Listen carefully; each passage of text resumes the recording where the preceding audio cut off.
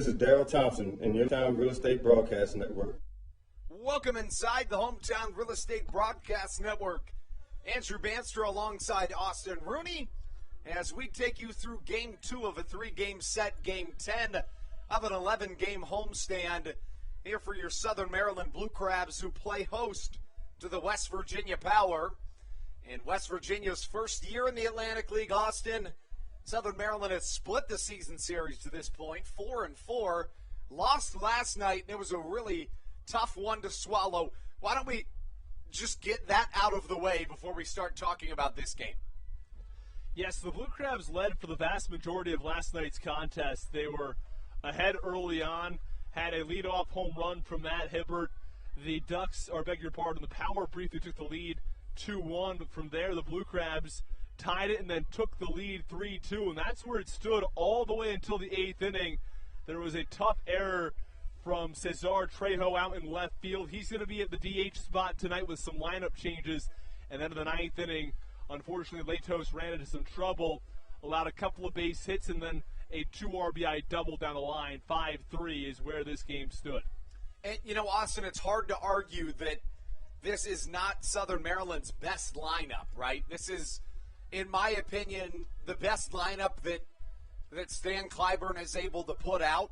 And, when you incorporate guys like Silva, Hibbert, Collier, Harris, Crosby even, all of those guys are exceptionally good bats. And then you can add Trejo in the designated hitter spot. And then you even still have a guy like Kent Blackstone on the bench to add to that. So a ton of productivity out of this order. But, with that being said, it's fair to mention that additionally, this is a West Virginia team that has really turned things around. Steve, I beg your pardon, Austin, they start the season 33-42 as a whole, but here in the second half, they're 11-7, and they've got a good one on the mound tonight. It's Eli Villanueva. He's been good this year, 2-2 with a 3.0 ERA, but on the other side, it's Kolton Mahoney. We've talked about it before. When he's on, he's on. He struggled his last time out, but we'll see if he can flip it around here this evening. What does he have to do as opposed to the last performance we saw out of him, which I believe was your first game, Austin? Yeah, I think that was my first game. It was that Friday night against the Ducks, and he ran into some trouble, and it was tough all the way through. He went 1 2/3 innings, allowed 8 runs, 4 earned. Obviously cannot repeat that performance. He's had some really good appearances, though. Time prior against Long Island, it was also here at Regency Furniture Stadium. 8 innings, 4 hits, no runs, 3 walks. Does not get much better than that. So we'll have to see which version of Kolton Mahoney we get tonight. That's really the crux of this whole thing, is that, you look back at Mahoney's season as a whole, and he's a guy that has, again, had struggles at times, but been really good in others. His very first start of this 2021 season, it was at Lexington. He went 2 2/3 innings, allowing 8 hits, 8 runs, all earned, and then he went back into the bullpen. Interestingly enough, for the right-hander, 5 of his first 6 appearances were out of the bullpen, but finally he moves back into a starting position, has 3 pretty good starts, and then really turns it on, and that included one of those 8-inning performances. That one we talk about was against this West Virginia team. In 8 innings, he allowed 3 hits, 1 run. It was earned. And this is a team that hits just 5 for 29 on the season against Kolton Mahoney, so certainly bodes well for Southern Maryland. But then you flip it over, and the Blue Crabs, well, they've struggled against Eli Villanueva this year. They're 3 for 23 against the right-hander, so those point to a true pitcher's duel today. These two teams hit about 220 versus each other on the season, so it's most likely going to come down to the arms. Yeah, it's right. The question has to be, is it going to be Villanueva or is it going to be Mahoney tonight who's able to shut down these bats? Because as you mentioned, both teams hit very, very well. The question is, can one of these pitchers find some consistency and find a way to shut down either the Power or the Blue Crabs bats? Let's give you the starting lineups right here on the Hometown Real Estate Broadcast Network. Andrew Banster and Austin Rooney coming to you live from the Bayonet Press Box here at Regency Furniture Stadium on Wednesday, August 25th. As we give you the West Virginia Power starting lineup again, right-hander number 37, Eli Villanueva on the mound, managed as always by Mark Minikazi. The 11-7 second half West Virginia Power tied for second place in the Atlantic League South Division, a game back of the High Point Rockers. They lead off with the center fielder Connor Myers, batting second the third baseman Alberto Calaspo, batting third in the designated hitter spot Jimmy Paredes, in the cleanup spot the first baseman Edwin Espinal, Batting fifth, the second baseman, Olmo Rosario. Batting sixth, the former Blue Crab, the left fielder, Miles Williams. Batting seventh, the catcher, number 19, Francisco Arcia. Batting eighth, the shortstop, it's Elmer Reyes. And batting ninth, the right fielder, it's Nate Easley. Now what you've all been waiting for, it is your starting lineup for your Southern Maryland Blue Crabs right here on the Hometown Real Estate Broadcast Network. Southern Maryland tied for first place in the Atlantic League North Division here in the second half with the Lancaster Barnstormers. Southern Maryland 8-8 in the second half. The Blue Crabs lead off with the left fielder, Matt Hibbert. Batting second, the second baseman, Ruby Silva. Batting third, the center fielder, Zach Collier. In the cleanup spot, the right fielder, David Harris. Batting fifth, Alex Crosby. And sixth, Josh McAdams.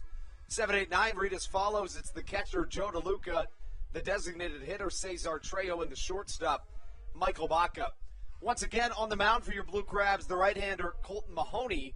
And, of course, managed by Stan Clyburn. Bench coach, Joe Walsh, and the hitting coach, Ray Ortega, as we get you set for a game 2 of a 3-game set. Austin, what's your X factor here this evening? I think it has to be the starting pitching. We saw what can happen when guys like Darryl Thompson go out there and dominate, and the difference that makes on the mound. If Kolton Mahoney can have a good start tonight, it would go a long way in trying to get these Blue Crabs back on track. Certainly Mahoney and X factor. I'm going to go with Zach Collier. He's back into the lineup in a starting facet for the first time in a couple of days. And the left-handed batsman finds himself back in the lineup in the 3 spot, retaining that center field position. Austin and I will step aside for just a moment.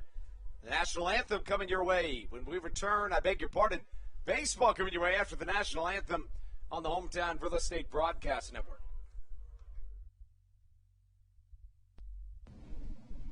This is Darryl Thompson, and you're listening to the Hometown Real Estate Broadcast Network. When you're in the market to buy or sell a home, call Tony McClure of Century 21 New Millennium and his Grand Slam team. The realtor of the Southern Maryland Blue Crabs since our first season in 2008.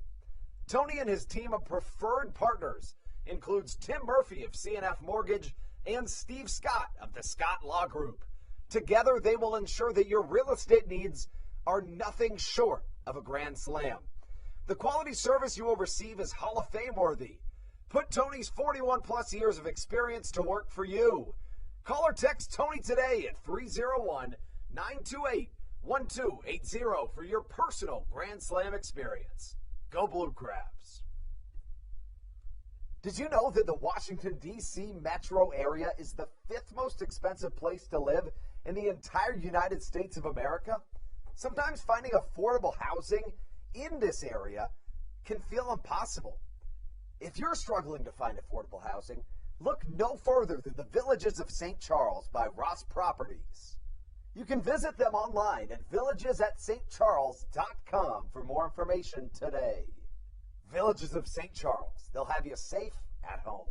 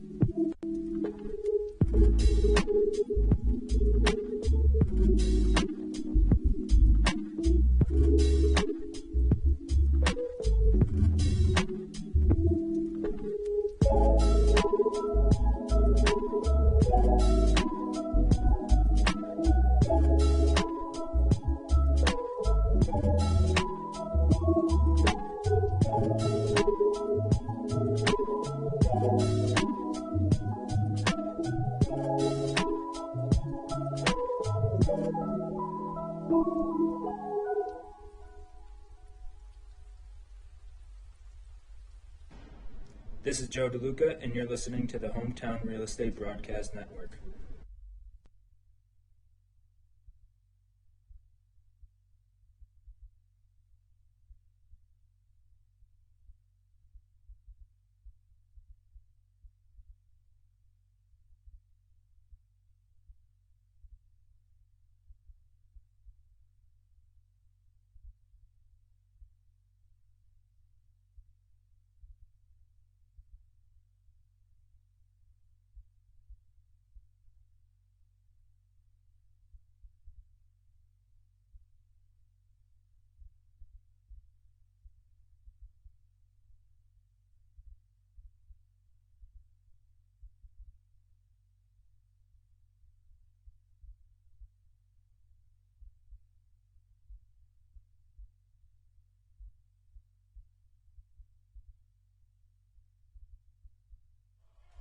Back inside Regency Furniture Stadium, National Anthem has come and gone, which means it's time for Blue Crabs baseball right here on your home for Blue Crabs baseball, the Hometown Real Estate Broadcast Network. Austin, this is a team that had won 6 of 8 and then 7 of 9. Now we're 7-3 in our last 10, so this is a team that has been good but not great in their last 5 games, 2-3 in the last 5. At a point, they were on a 6-game win streak, and Kolton Mahoney takes the mound. Again, we mentioned it earlier, but both of these teams struggle offensively against each other. Either side hitting about .220 against each other, and against Kolton Mahoney in particular, the power just 5 for 29. He had a good start against the Power, a couple of starts against the Power. And so we'll have to see if he can continue his strong work in this matchup. But, again, the Power have a lot of offense to their bats as well. We'll have to see. It should be a good matchup this afternoon. It sure should. And you look at the individual on the mound in Kolton Mahoney, and he's a guy that if he's going to do well, he's going to do well in his first few innings. It really just depends on how he starts. If he struggles early, it's probably not his night. And then if he does not, I mean, he could go upwards of an 8-inning shutout. We saw that, as you mentioned, his last time against this West Virginia Power team. First pitch to Connor Myers, catches the inside portion of the strike zone as we are underway here at Regency Furniture Stadium. 0-1 the count to Myers. Fastball off the plate. The count evens at a ball and a strike. And we talk about Myers. He was awfully good last night. Had that big 2-run home run in the 3rd inning that started the Power scoring in a 5-3 win for West Virginia. Fastball lofted to the right side. In comes David Harris, who catches for out number 1. And that's the start to this game that you're looking for if you're Stan Clyburn and the Blue Crabs. Right, we mentioned Spencer Myers. He was in the 9 spot last night, and now he gets the promotion to the 1 spot. Leadoff man in this lineup. So, comes up early in this contest, and tried a lazy fly ball to right field is exactly what Mahoney was looking for to start this one. Now Mahoney faces Alberto Colasmo after retiring Connor Myers. First pitch just a little bit outside. 1-0 pitch hit to the right side. Alex Crosby smothers it off a couple of bounces. And a really nice start to this contest for Kolton Mahoney. And, you know, Austin, we talk about it. He's either hot or he's not, and it looks good tonight. Yeah, good start. I mean, I don't want to speak too soon. We've seen actually his last time out. It was a 1-2-3 first and then a very long second inning where the Ducks put up 8 runs. So you don't want to get ahead of yourself, but it's a promising first 2 batters from Kolton Mahoney. Yeah, and Mahoney's a guy that in 3 of the last 4 starts and that he struggled with, he's had bases loaded in that second inning like you just mentioned. Now the 3-hole hitter, Jimmy Paredes, who takes outside. Ball 1 to the left-handed hitting Paredes, who hits .310 on the year. He also was in the Mexican Baseball League for a couple of weeks this season. Fastball misses, 2-0 the count.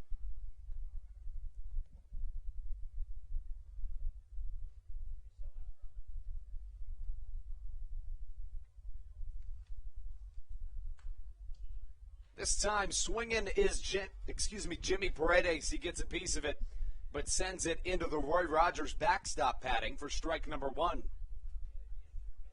Mahoney's numbers on the season as a whole, 5-4 in 61 innings pitched, a 6.79 ERA for the right-hander.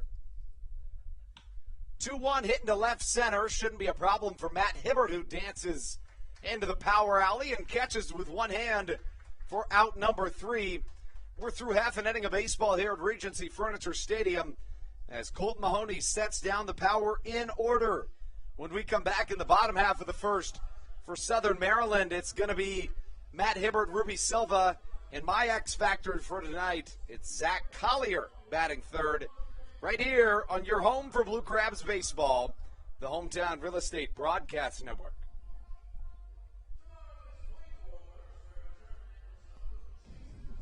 This is Josh McAdams, and you're listening to the Hometown Real Estate Broadcast Network. Did you know that the Washington, D.C. metro area is the 5th most expensive place to live in the entire United States of America? Sometimes finding affordable housing in this area can feel impossible. If you're struggling to find affordable housing, look no further than the Villages of St. Charles by Ross Properties. You can visit them online at villagesatstcharles.com for more information today. Villages of St. Charles. They'll have you safe at home. There's nothing quite like when the Blue Crabs retire the side. At Wealth Management Partners, they're on your side for your retirement planning needs. It's never too early to start planning your retirement.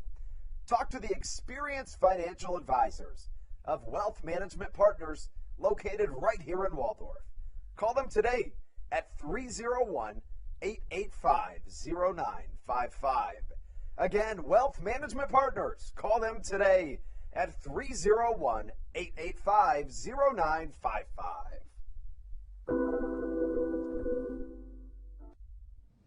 This is Kent Blackstone, and you're listening to the Hometown Real Estate Broadcast Network. Into the bottom half of the first we go here in Southern Maryland.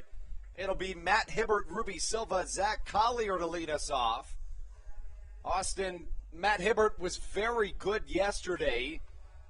The right-handed hitting left fielder went 2 for 5 with a home run and a double.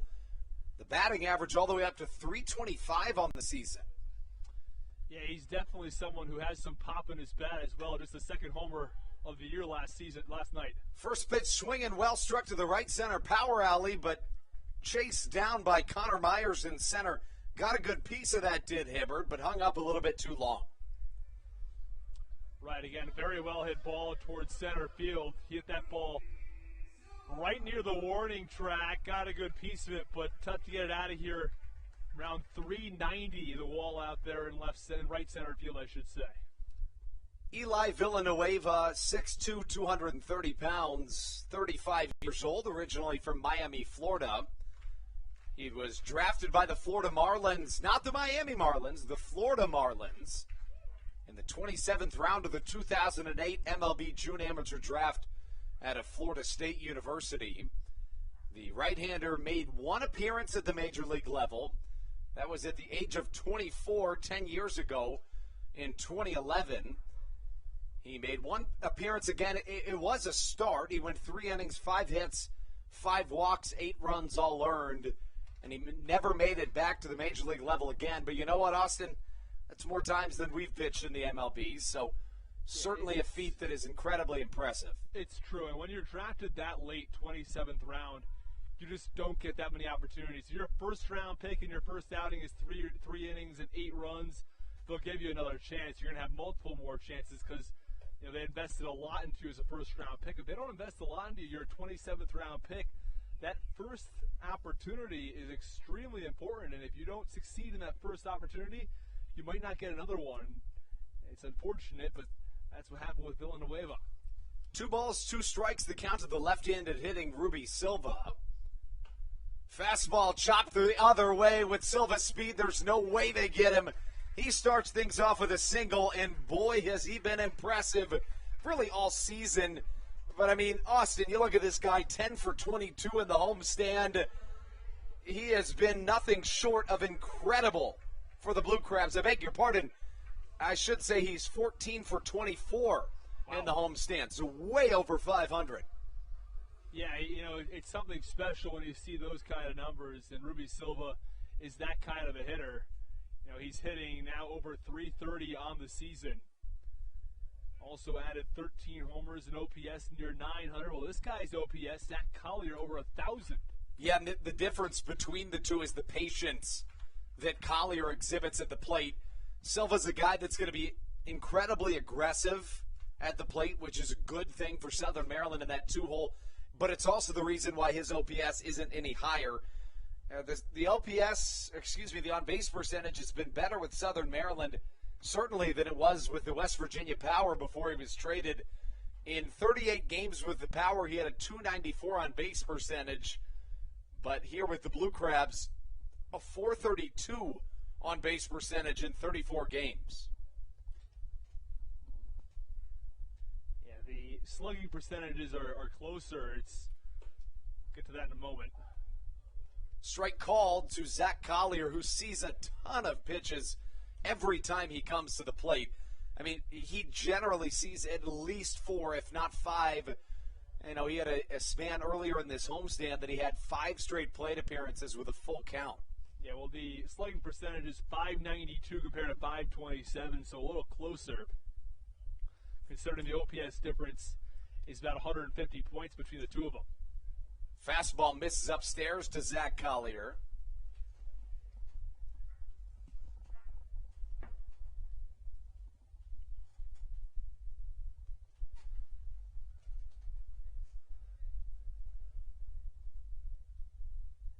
Right on left matchup. Well struck, but way foul. A ball and 2 strikes the count. Villanueva wears number 37 on the back of his jersey. After that first out recorded, the ERA dipping under 3. A 2.98 ERA now on the season for Villanueva, who's about to throw his 10th pitch of the evening. Eli's pitch will have to wait just a moment. A check over to first with Silva, who has good speed. Ruby 7 stolen bases on the season. Collier, a .325 hitter on the year. An OPS over 1,100 here in the second half. Getting a piece of it is Collier, and just like we mentioned, Austin, this is a guy that's going to really work some counts and bother some pitchers. And he's perfect for the 3-hole because he has good power, he has good speed, he hits for average, and then in addition to that, pitchers guaranteed to face him in their first inning of work. So you know that they're not going to get out of their first without at least some struggle, and Collier always presents that. The 1-2 once more, swung on and missed. It goes down as out number 2 as Collier is retired. Yeah, worked a deeper count that time, but it's Villanueva who gets the best of him. Fastball up a little bit, and Collier couldn't catch up to it. It's back-to-back strikeouts dating back to last night when Collier came in as a pinch hitter and couldn't quite get the job done, but someone who, over the course of the season, has just been so consistent. That brings up David Harris, who last night went 0 for 4, but we all know what he did in the game before that. He went 4 for 5 with 3 home runs and 7 RBIs. Both of those marks matching franchise records here in the 13th season of Blue Crabs baseball. Silva had a swinging bunt hit earlier in this inning. 2 away, Silva the only man on. Back-to-back curveballs issued by the right-handed pitching Eli Villanueva. Both miss upstairs, interestingly enough.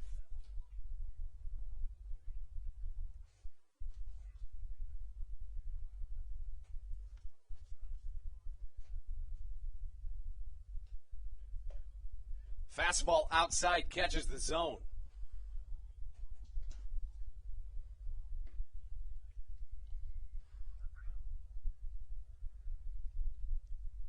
Right on right matchup. David Harris at the plate waves his bat above his helmet as he fouls one back into the netting. The count evens at 2 balls, 2 strikes.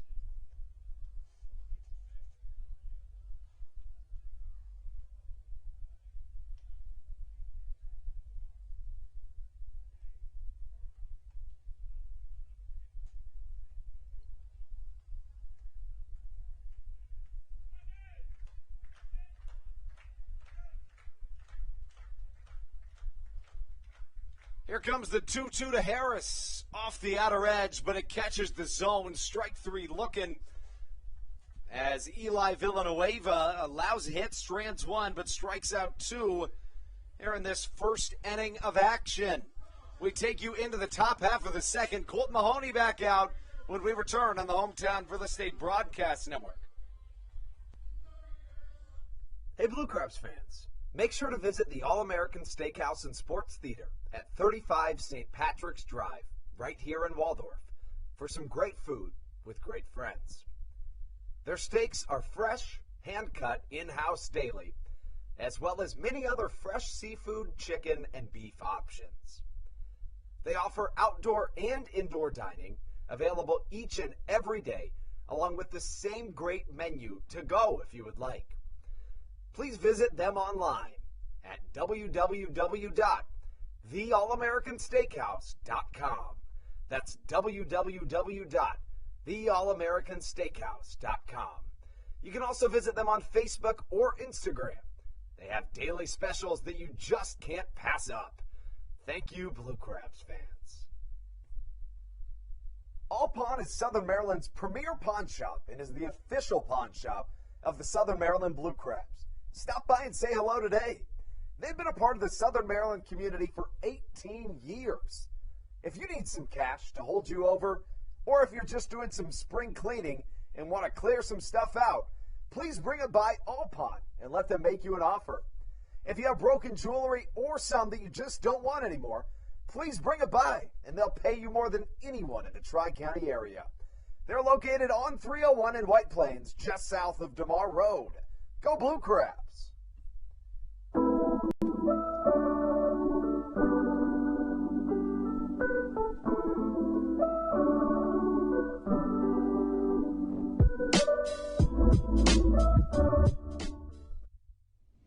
This is Patrick Baker, and you're listening to the Hometown Real Estate Broadcast Network.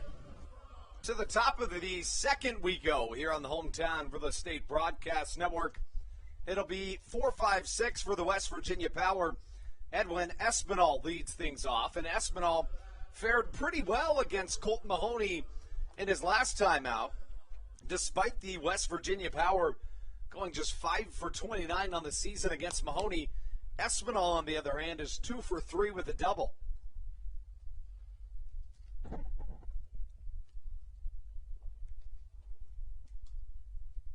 Mahoney starts out Espinal with a fastball that misses outside.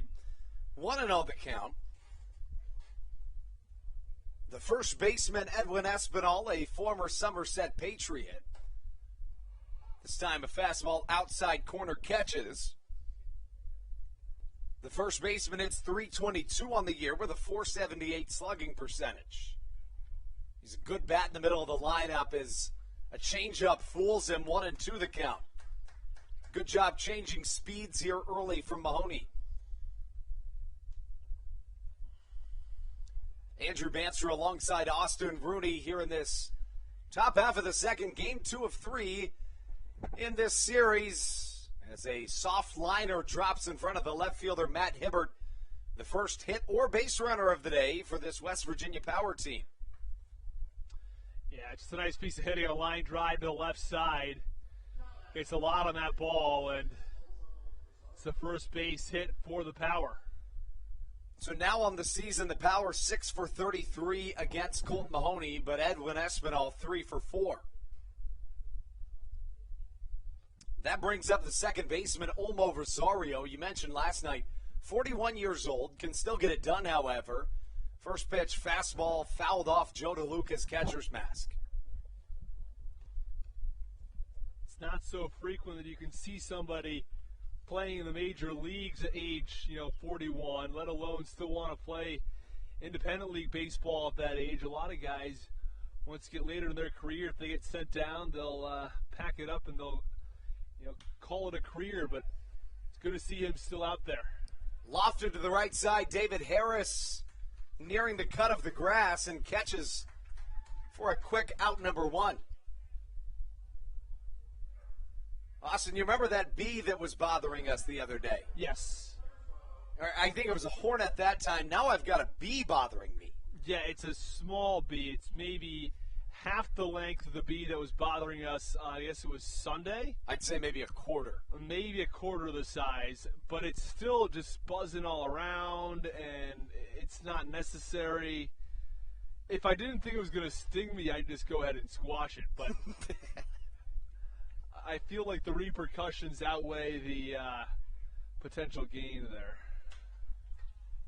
Fastball fouled to the right side. Now, Austin, that begs the question, are you team save the bees or are you not?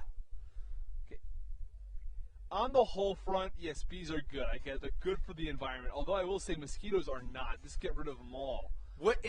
So let's say there's a 2% chance that mosquitoes do some good. Let's just hypothetically. Are you willing to take that risk if we can flip a switch and knock them off the face of the planet? Yes. And malaria and Zika, kill them all. Seems a little harsh. The 1-1. I don't think so. Well struck, straightaway center field. Back goes Zach Collier nearing the warning track. Bounces off the middle of the batter's eye in center. Collier comes up throwing. They'll hold up Espinal at third base. And now runners on second and third after the one-out double. And that brings up Francisco Arcia. We mentioned if Mahoney will struggle, it's generally going to be in innings 1 or 2. He finds himself in a jam here, and, that's exactly what he found himself in his most recent start, Austin. Let's see if he can turn the tides here. Right, again, this is the same situation he found himself in against Long Island. A quick 1-2-3 first, and things went off the rails in the second. So, Kilada leadoff single, inducing out from Olmo Rosario. But then Miles William here knocks a double off the batter's eye in center that probably gets out of the ballpark. The batter's eye is the same height as the rest of the wall out there. And he's running into some trouble here in the second. Arcia has played in just one game this year with the Power. He went 0 for 4 with 3 strikeouts. He began this season at the affiliated ranks, playing as a member of the Salt Lake Bees. In 10 games, he hit .357, but was cut and then went to the Mexican Baseball League in 16 games, and now here in West Virginia. He has played in the MLB. It was in the 2018 season. In 41 games, he was a .204 hitter. Well struck to the left side. Should get out of play. Matt Hibbert did not catch that ball, and probably a good thing in some respects for Southern Maryland. I think at this point, the Blue Crabs are all right trading a run with an out, but it's a good point, now that we work deeper into this count, have an opportunity to potentially strike out Arcia, because that certainly would have brought in the run from third in Edwin Espinal.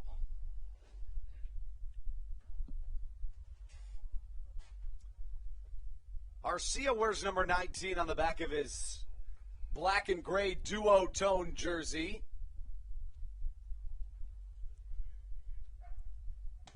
Fastball inside. Check down, they say he did go. It's a called strike 3 and a big call from the third base umpire. Yeah, it's a big strikeout, as we just mentioned, from Mahoney. Now, he can deduce any sort of an out. Don't have to worry as much about that runner on third base.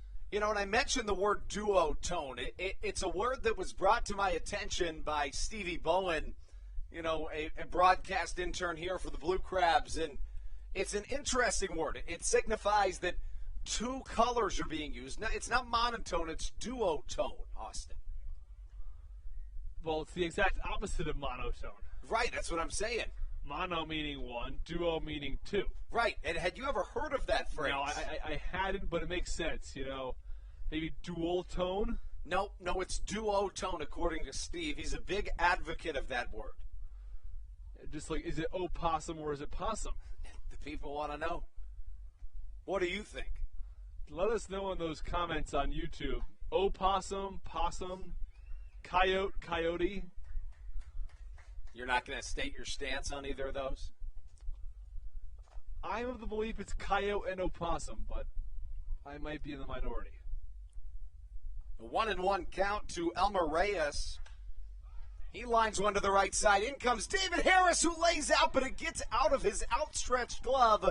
What an effort by David Harris. But upon impact, that ball just bounced out of his glove, and it goes down as a 2 RBI single.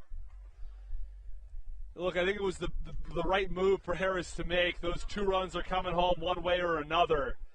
He lays out for it and tries to save both runs to get out of this inning unscathed, but comes up just a little bit short. Either way, good effort by Harris, but it scores 2 runs, the power on top in the top of the second. That brings up the 9-hole hitter, the right fielder, Nate Easley. Easley played last night in a pinch hit role as the dogs start barking here at Regency Furniture Stadium.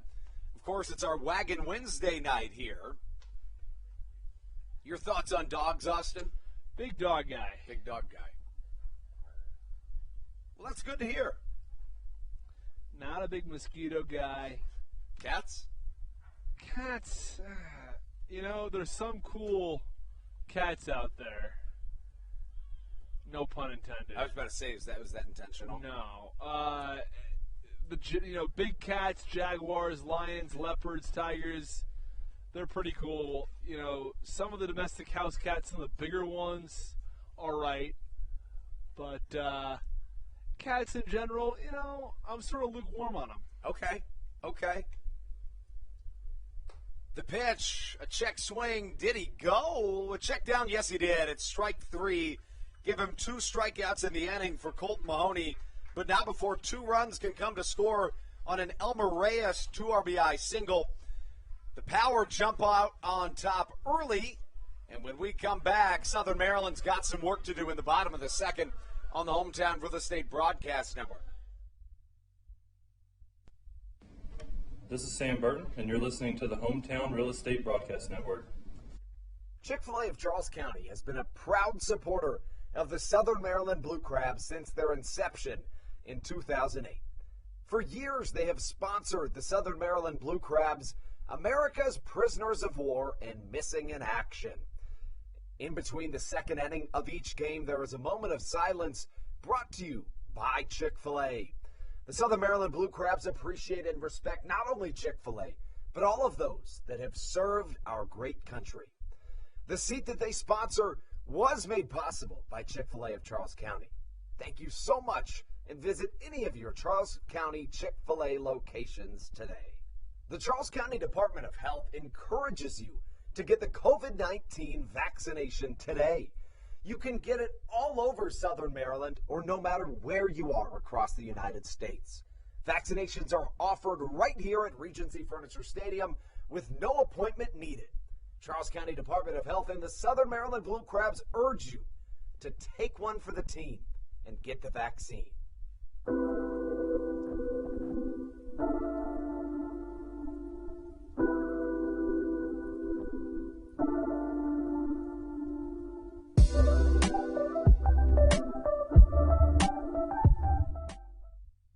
Coach Doug's, and you're listening to the Hometown Real Estate Broadcast Network.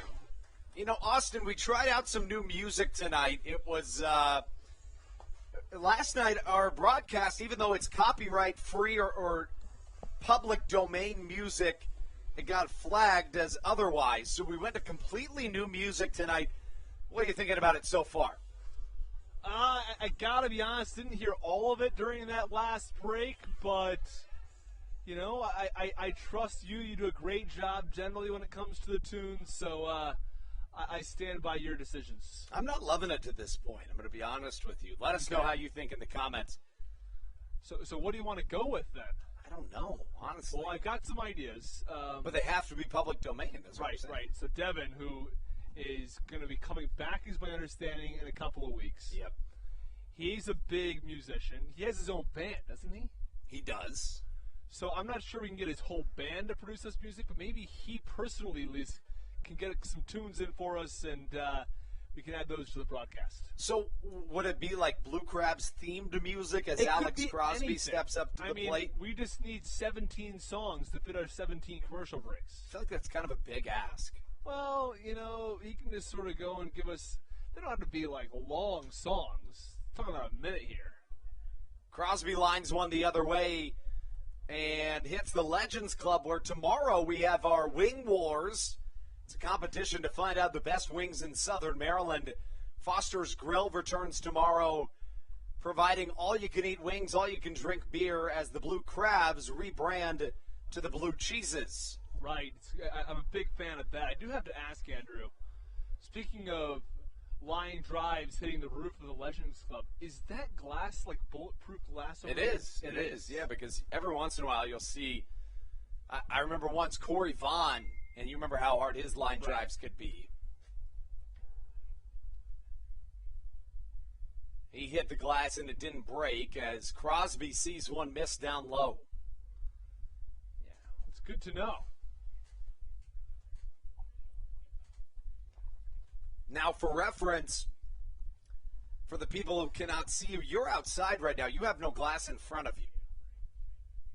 The 2-2, a slider inside, swung on and missed for out number one. And that's 3 straight Ks for Eli Villanueva.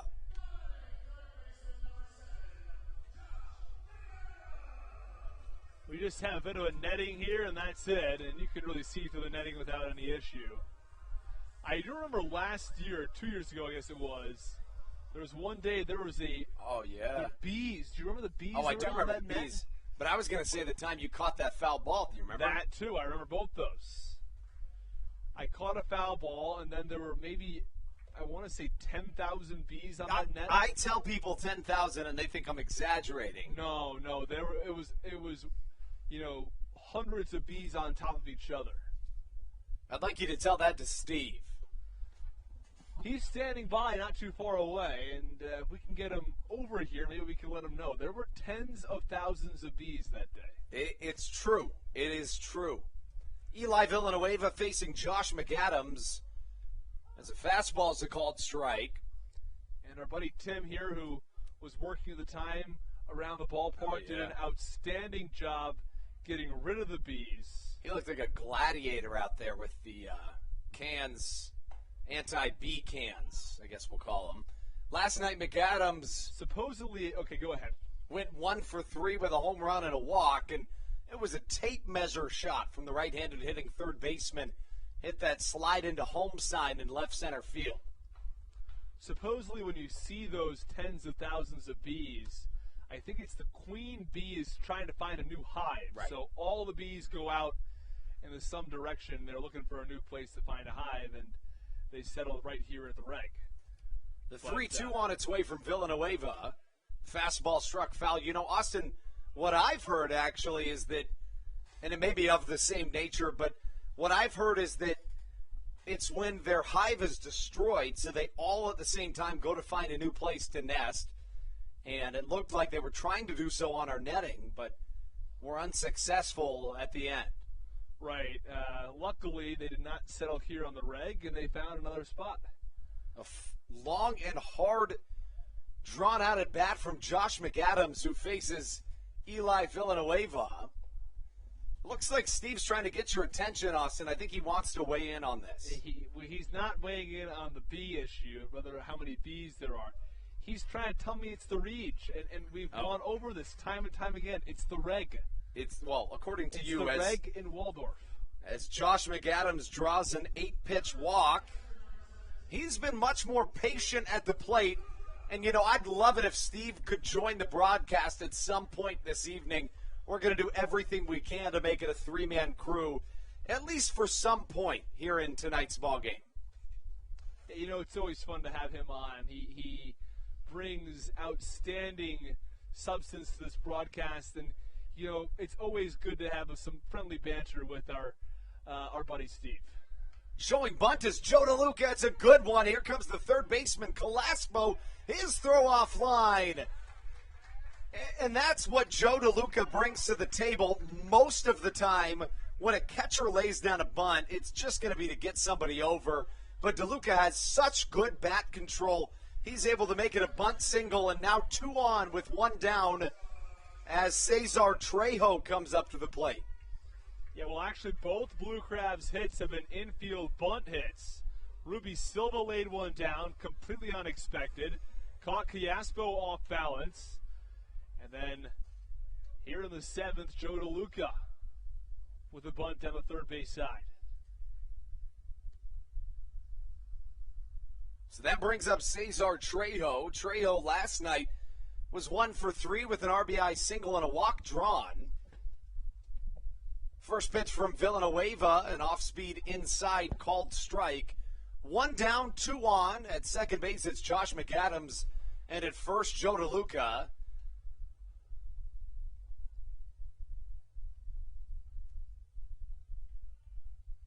Trejo, a good addition to this Southern Maryland team. He was traded to the Blue Crabs back on June the 29th to complete a former trade from the High Point Rockers. And mentioning the Rockers, they just had a first.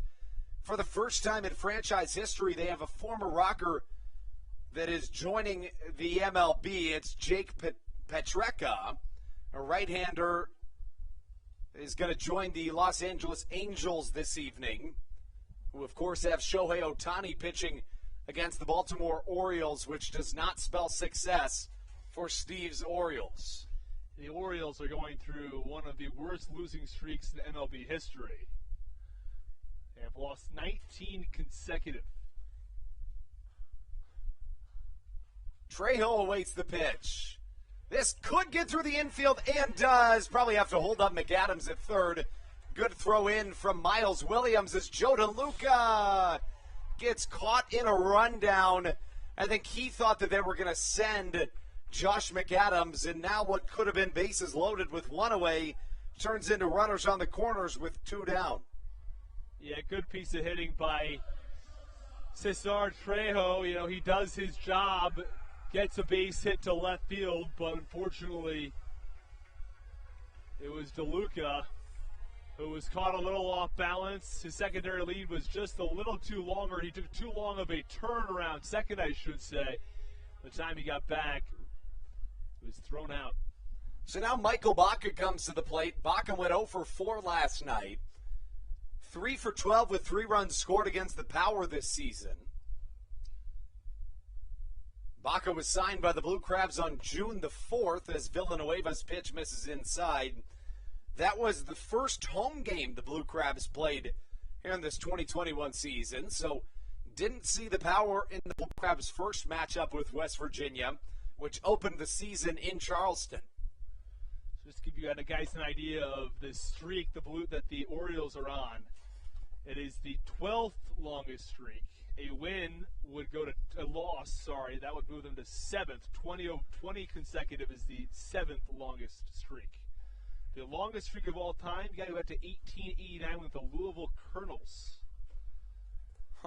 They had 26 straight, and their season record was 27 and 111. It was a tough year for the folks. What was the record? 27 wins, 111 losses. Well, here's a trivia question. Is there another professional baseball team right now called the Colonels? I imagine yes, otherwise you wouldn't be asking. Well, is there? Oh, you're asking. You don't know the answer? I do. Oh, well, I'm going to go with yes. Where do they play? I'm going to go with Louisville. 3-0, catches the strike zone 3-1. No, Louisville, or however you want to say it, is the AAA for the Reds. It's the Louisville Bats. Right. The Colonels play in Cedar Rapids, Iowa. Okay, of course, your home territory. They're the Class A affiliate of the Los Angeles Angels, or were. They may be the Twins now. Baca hits one well to the left side, and it gets over the left fielder's head.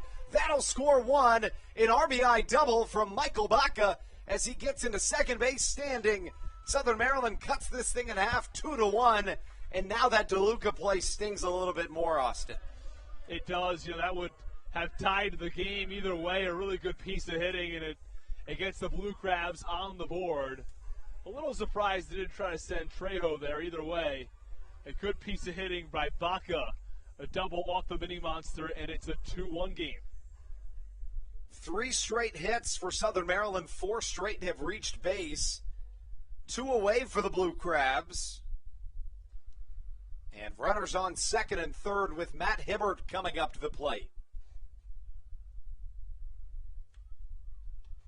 Hibbert, in his first time up, flew out to the center fielder Connor Myers, but really got a good piece of it.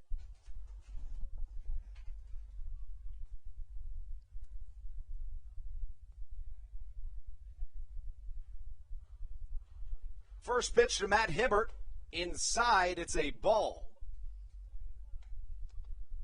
Hibbert 3 for 12 with 9 runs scored this season with runners in scoring position and 2 outs. He has a .438 on base percentage in that circumstance. Blue Crabs aren't done, though. They have 2 runners in scoring position. So, off speed, swung on and missed. The count draws even at a ball and a strike. Southern Maryland tied for first place in the Atlantic League North Division with the Lancaster Barnstormers.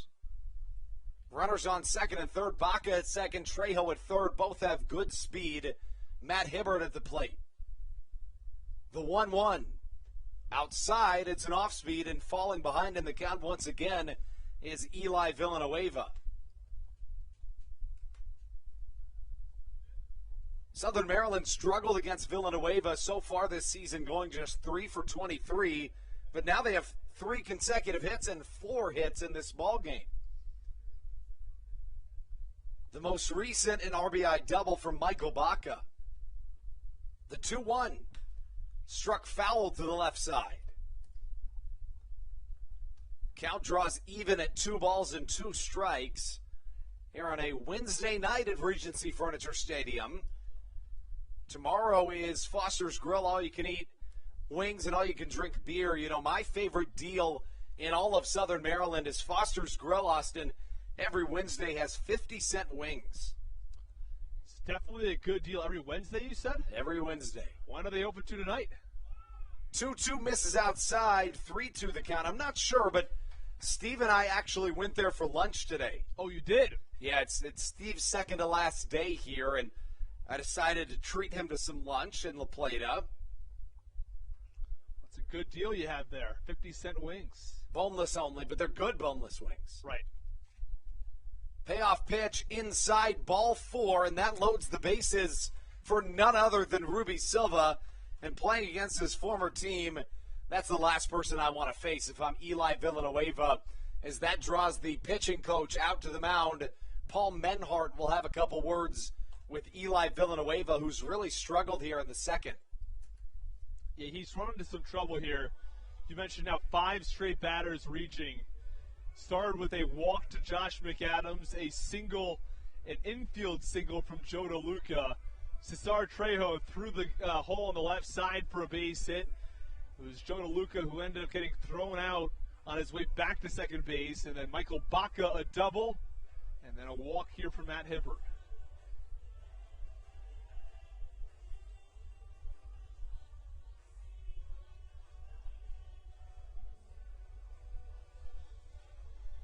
Menhart retreats back to the mound. And now the base is loaded for Ruby Silva, who's 3 for 5 here in this series, Austin, and a guy that is just dominant at the plate in this homestand, 14 for 24 with 2 home runs, facing his former team, and he's got a chip on his shoulder. Right. I mean, this is a guy, not you talk about chip on his shoulder, but also the fact that he's 14 for 24 in the homestand. He has 13 home runs this season. Fastball misses outside, 1-0 the count as Villanueva falls behind another batter. Bases loaded with 2 away, a 2-1 power lead here in this bottom of the second. 1-0 chopped to the right side as Silva tries to beat this one out. Did he keep his foot on the bag? Yes, he did, says the first base umpire. It was a close one, but Southern Maryland strands the bases loaded despite scoring one here in this second inning. We take you into the top of the third. Kolton Mahoney back out when we return on the Hometown Real Estate Broadcast Network. This is Daryl Thompson, and you're listening to the Hometown Real Estate Broadcast Network. When you're in the market to buy or sell a home, call Tony McClure of Century 21 New Millennium and his Grand Slam team, the realtor of the Southern Maryland Blue Crabs since our first season in 2008. Tony and his team of preferred partners includes Tim Murphy of CNF Mortgage and Steve Scott of the Scott Law Group. Together, they will ensure that your real estate needs are nothing short of a grand slam. The quality service you will receive is Hall of Fame worthy. Put Tony's 41-plus years of experience to work for you. Call or text Tony today at 301-928-1280 for your personal Grand Slam experience. Go Blue Crabs. Did you know that the Washington, D.C. metro area is the 5th most expensive place to live in the entire United States of America? Sometimes finding affordable housing in this area can feel impossible. If you're struggling to find affordable housing, look no further than the Villages of St. Charles by Ross Properties. You can visit them online at villagesatstcharles.com for more information today. Villages of St. Charles. They'll have you safe at home.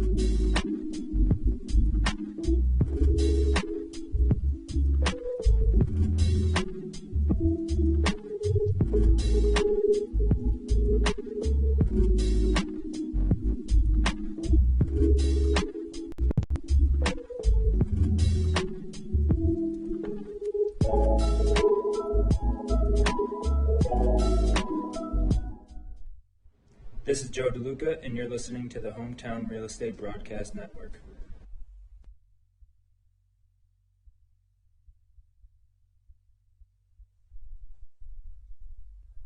Joe DeLuca welcomes us into the inning and now goes out to speak with Kolton Mahoney. Mahoney has faced 9 batters, but he allowed a 2 RBI single to Elmer Reyes in the second. Austin, Southern Maryland sent up 7 batters to the plate and left the bases loaded in the second inning. Recorded 1 out on a caught stealing, or I should say rundown. And Ruby Silva grounds out to end the inning, a 2-1 score. The Power have certainly taken advantage of their opportunities to this point. First pitch to the leadoff man, Connor Myers catches the strike zone, 0-1. With that being said, Eli Villanueva has already thrown a ton of pitches here in this game. 1-1 goes the count. Villanueva's already thrown 48 pitches through 2 innings worked. Could be a Johnny bullpen night, Austin.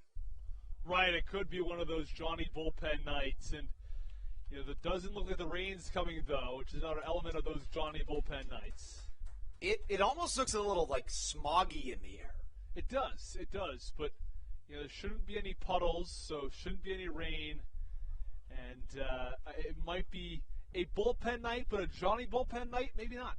Fastball hit the other way. David Harris ranges towards the foul line and catches for out number 1.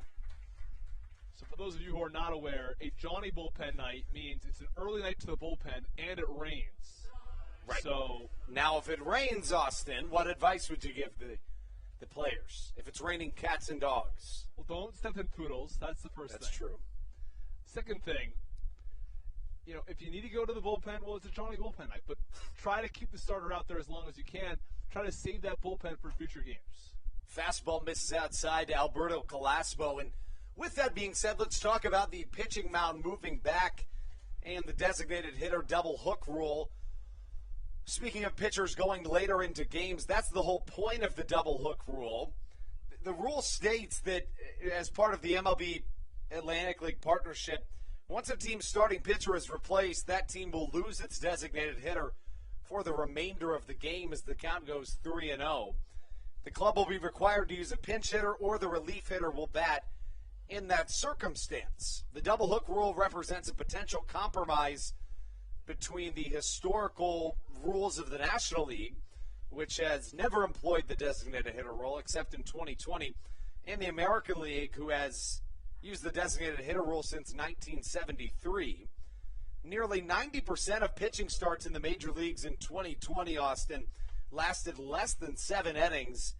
By linking the designated hitter to the starting pitcher, this rule aims to incentivize teams to leave their starting pitchers in longer, increase the value of starters who can work deeper into games, and increase the strategic element later in the games. Hot shot to the right side, no problem for the sure-gloved Ruby Silva, who fires over to first for out number 2.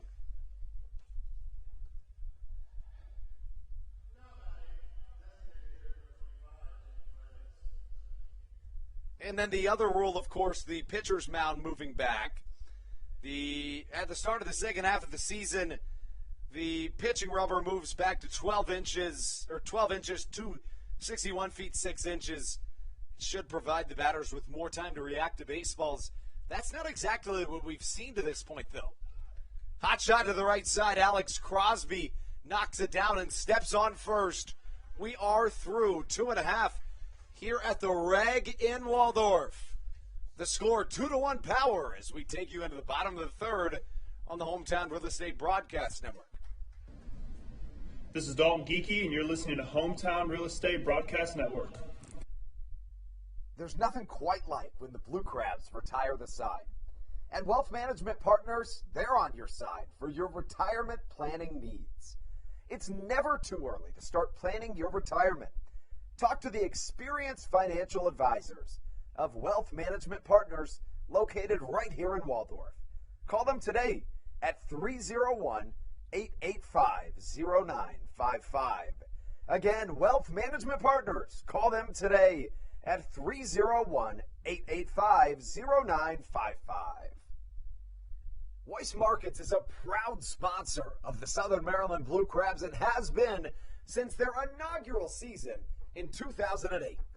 Weiss Markets also presents one of the Blue Crabs' best and most famous promotions every single year. Kids can get in free to every single Blue Crabs game of every single year simply by wearing a jersey thanks to Weiss Markets. Weiss Markets can help you with all of your game day needs for a great price. Stop in at your local Weiss today. Eat better, spend less. That's wise. Weiss Markets is a proud sponsor of the Southern Maryland Blue Crabs.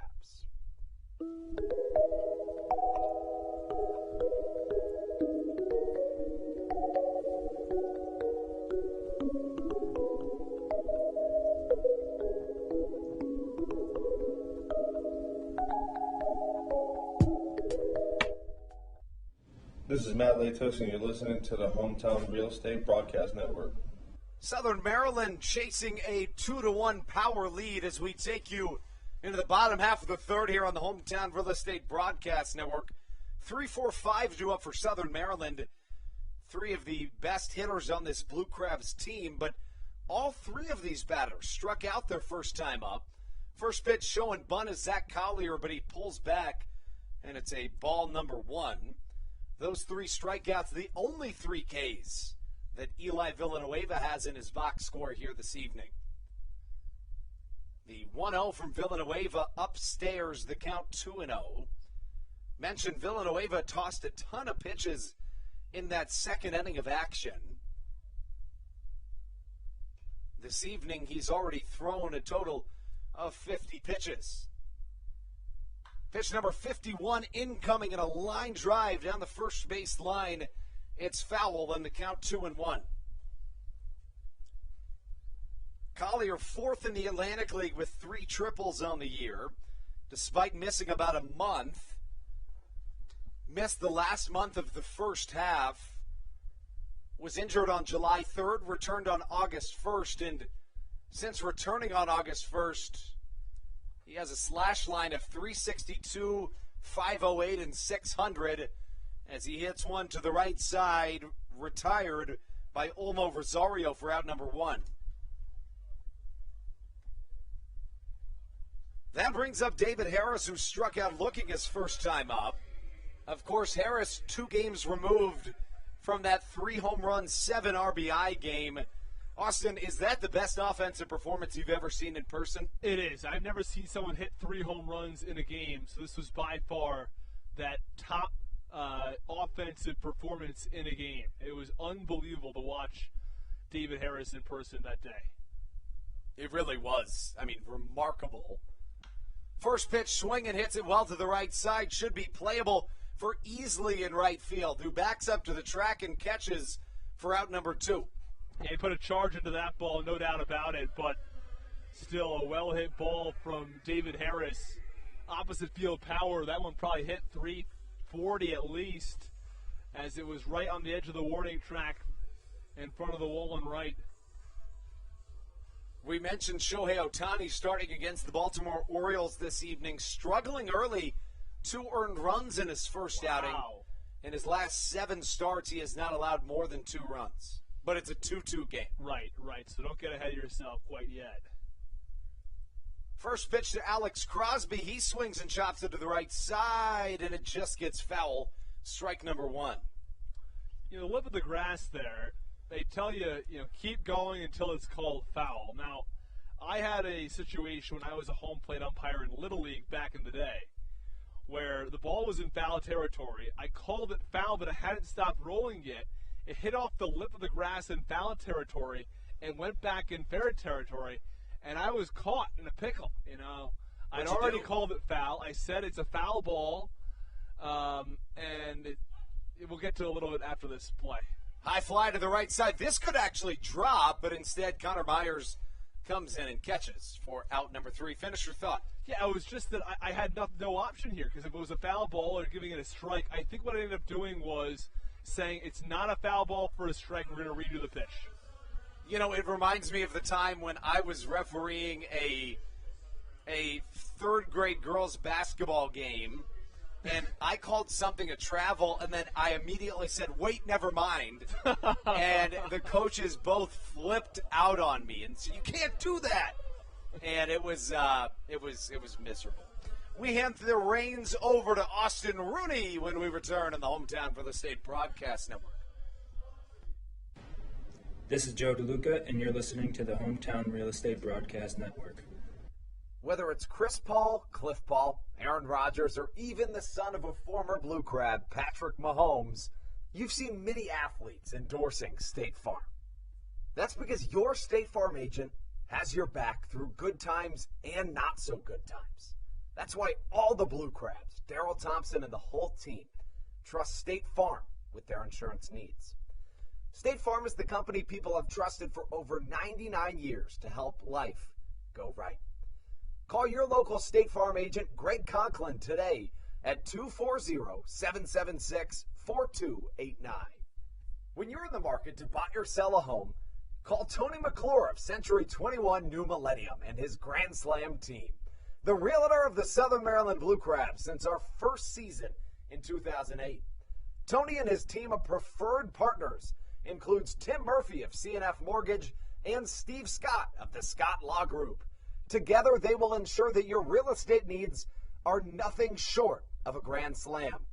The quality service you will receive is Hall of Fame worthy. Put Tony's 41-plus years of experience to work for you. Call or text. This is Patrick Baker, and you're listening to the Hometown Real Estate Broadcast Network. Into the top half of the fourth, and we hand the reins over to Austin Rooney on the Hometown Real Estate Broadcast Network. Well, thank you so much, Bandstar. Top of the fourth inning, power 2, Blue Crabs 1. 4, 5, 6 due up in the power order. Edwin Espinal followed by Olmo Rosario and Miles Williams. Williams doubled and came around to score along with Espinal, who singled and scored back in the second as the first pitch a strike on the outer half from Kolton Mahoney. 0-1. Fastball. That's on the outer half as well on the count 0-2. Mahoney has his fastball sitting right around 89 tonight as he goes to the breaking ball on 0-2. This one bounces before home plate. Count 1 ball, 2 strikes. Base paths empty in the top of the fourth. Power scored 2 runs in the top of the second inning. Came on a 2 RBI single from Elmer Reyes. Blue Crabs responded with 1 in the bottom of the second on a double from Michael Baca.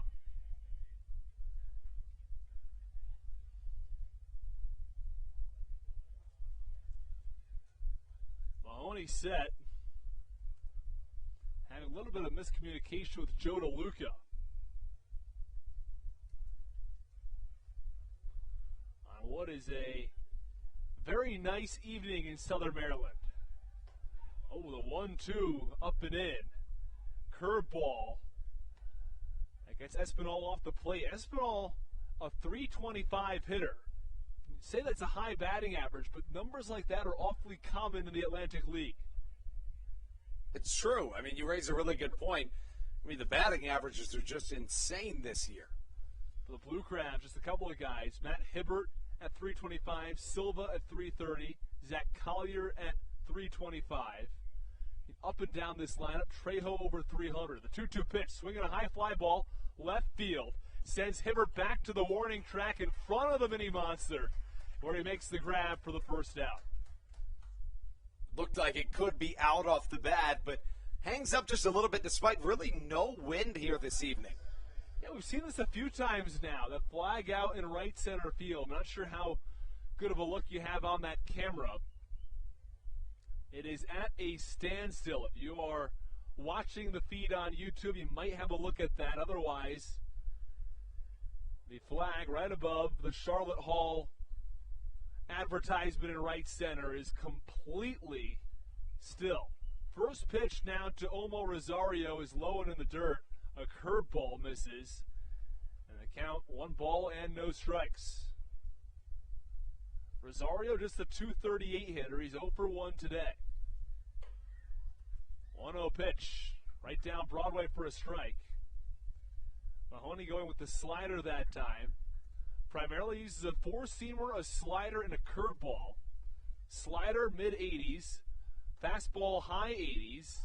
As a 1-1 pitch, he goes to the curveball as it catches the lower part of the zone of the knees for a strike. And the curveball mid to upper 70s.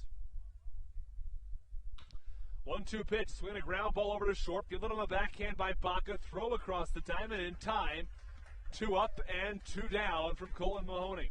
He's one of those guys that makes those really difficult plays look considerably easy. Good job there from the shortstop, Michael Baca. Right, and a nice job also fielding it on the backhand. It's tough because your momentum is taking you over to the third base side of the diamond, but to stop, plant, and send the ball the other way is awfully tough.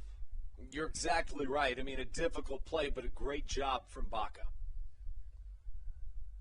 2 away, top of the fourth inning. First pitch swinging from Miles Williams is drilled to left field. There's no question about that one.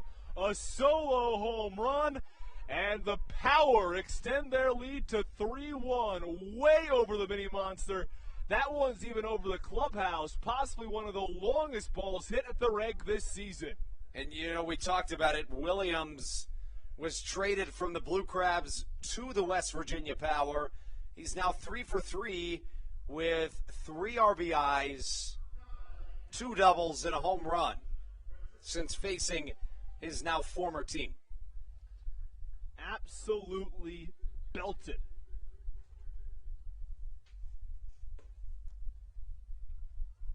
First pitch to Francisco Arcia, who's got some MLB experience. Played just one season in the MLB. First pitch strike, 0-1 offering. Swung on and fouled off a broken bat, and the count 0-2.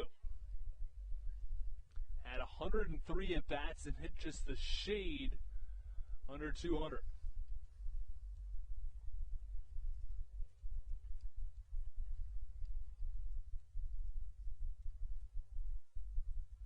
Trying to find a new bat for Francisco Arcia. But yeah, that ball was absolutely hammered from Miles Williams, reminiscent of the home run yesterday from Josh McAdams. Yeah, you're exactly right. That was my thought as well. McAdams hit one to left center, well in excess of 400 feet, probably 430. 0-2 delivery. Swing and a miss. I beg your pardon, that was the 0-1. Now it's 0-2. The broken bat swing was the first strike. Oh, well, it's 1-2. Thought that first pitch was a called strike. I must have been mistaken. Well, the 1-2 now is fouled away, and the count remains 1 ball and 2 strikes.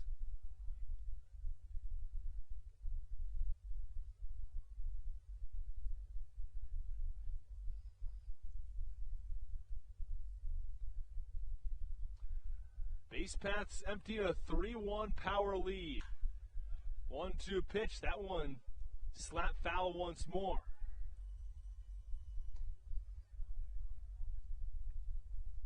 Yeah, and Miles Williams in his first at bat against the man he was traded to the Blue Crabs for, Austin Glorious. He had a home run. So certainly a guy that excels in situations in which it's maybe a little personal for the outfielder Williams.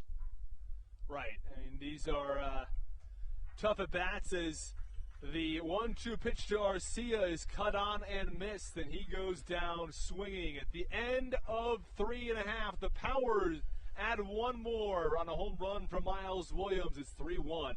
You're listening to the Hometown Real Estate Broadcast Network. This is Matt Latos, and you're listening to the Hometown Real Estate Broadcast.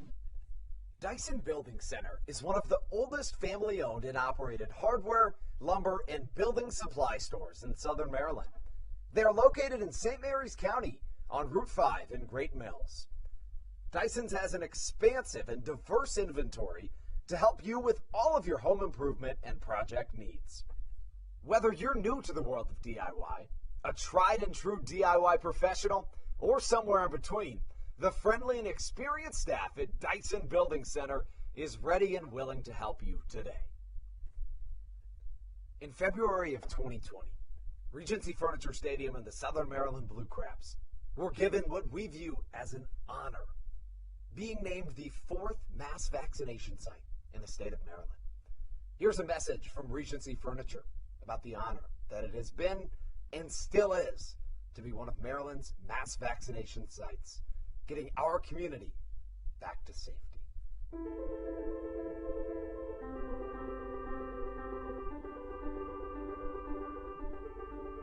During these times of uncertainty, it helps to know there are things we can control to help ourselves and others. For me, it presents the hope that soon enough my friends and family will be together again.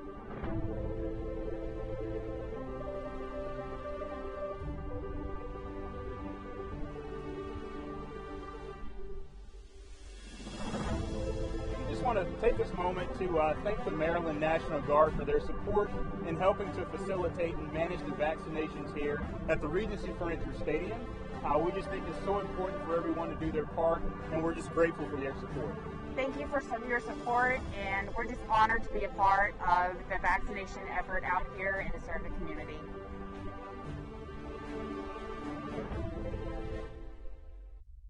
This is Jake Marshall, and you're listening to the Hometown Real Estate Broadcast Network.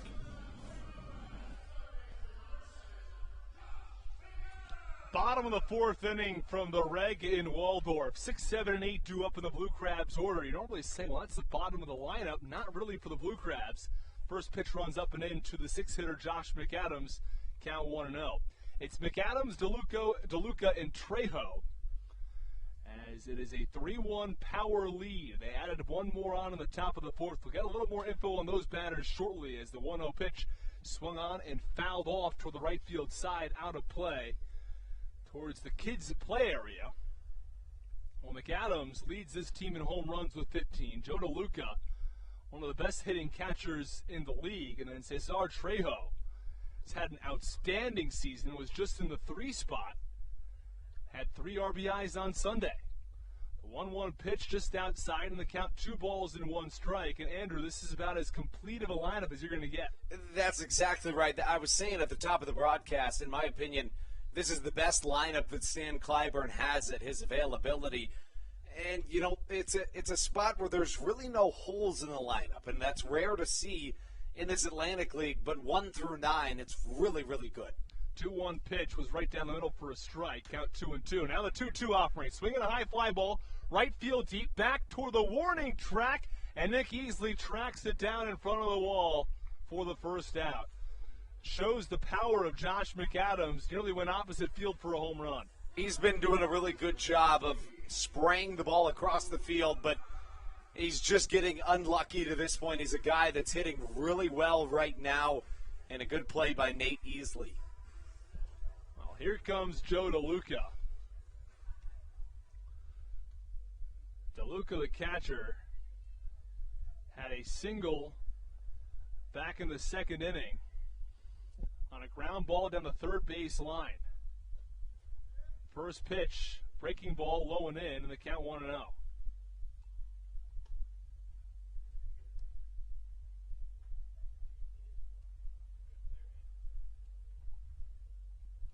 You know who I miss, Austin? What's that? You know who I miss? Who's that? The ballpark pigeon. Murphy, what a pigeon he was, as the pitch is cut on and missed in the count 1-1. It's tough to see him go. There's not many ballparks that even have a ballpark pigeon, let alone 3. And let alone named pigeons as well. You said it. 1-1 pitch in there for a called strike on the inner half, and the count 1 ball and 2 strikes.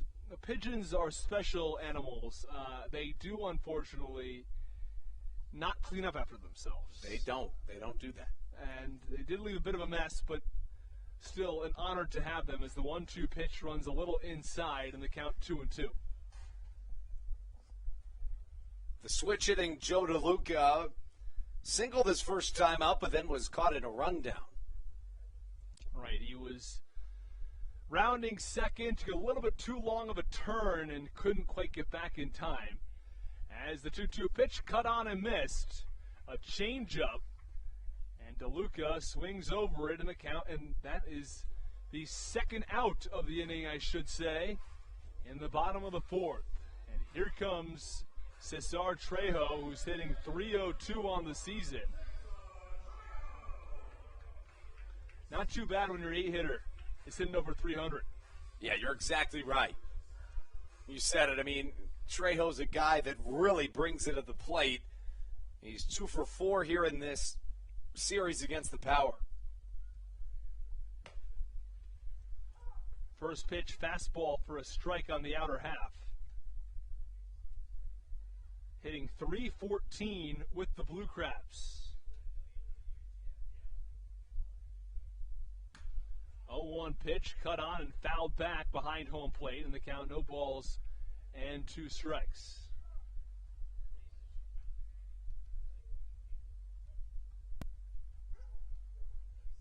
The dogs keep barking here at Regency Furniture Stadium. You'll love to hear that. You do. It's one of those outstanding sounds. Hear a dog at the ballpark. Goes well with baseball. 0-2 pitch cut on and popped up. The second baseman, Olmo Rosario, is under it and makes the grab easily for the final out of the inning. Last thought, and it makes it especially incredible that it's Dollar Dog Night. Different kinds of dogs. Oh. Yes. You can't buy a dog, an actual dog, for $1. You can buy a hot dog, which is not made of dog, for $1. Well, debatable. All right, well, we'll go to break. We can talk about that a little more when we come back in the top of the 5th. It's 3-1 Power You're listening to the Hometown Real Estate Broadcast Network.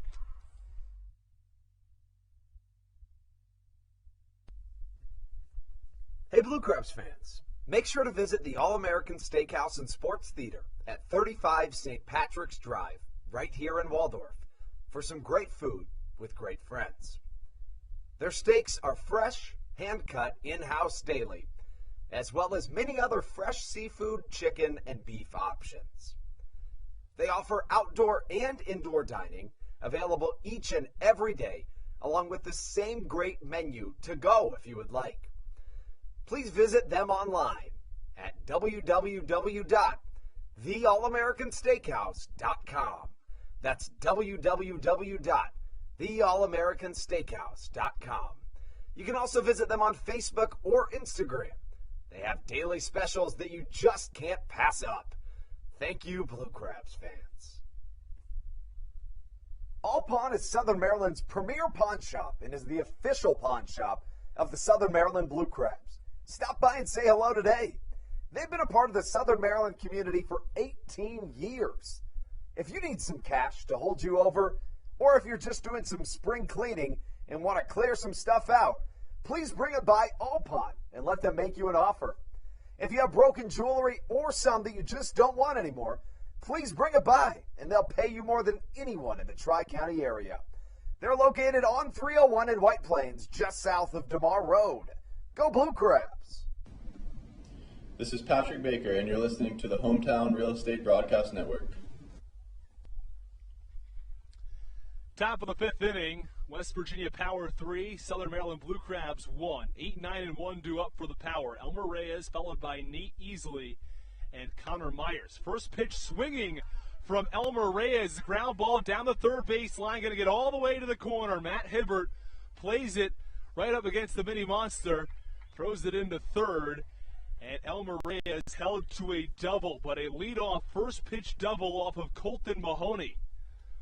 So a rude welcome to the top of the fifth for Mahoney, who's had an all right night so far. It's been a bit up and down, had a strong first, struggled a bit in the second, and then allowed the absolute bomb of a home run in the top of the fourth.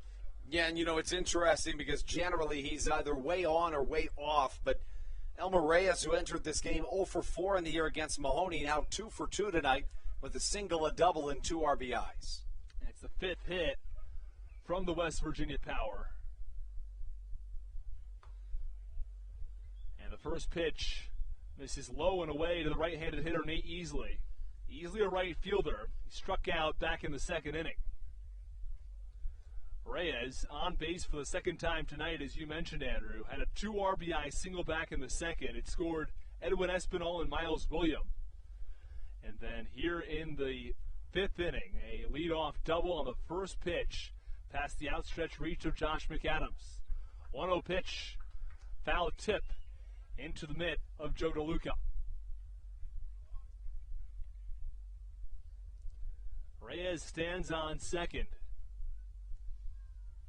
With no outs, top of the fifth inning. Power scored 2 in the second, 1 in the fourth. The Blue Crabs had the bases loaded in the second, came away with 1 run as the 1-0 pitch is cut on and fouled away down the right field side.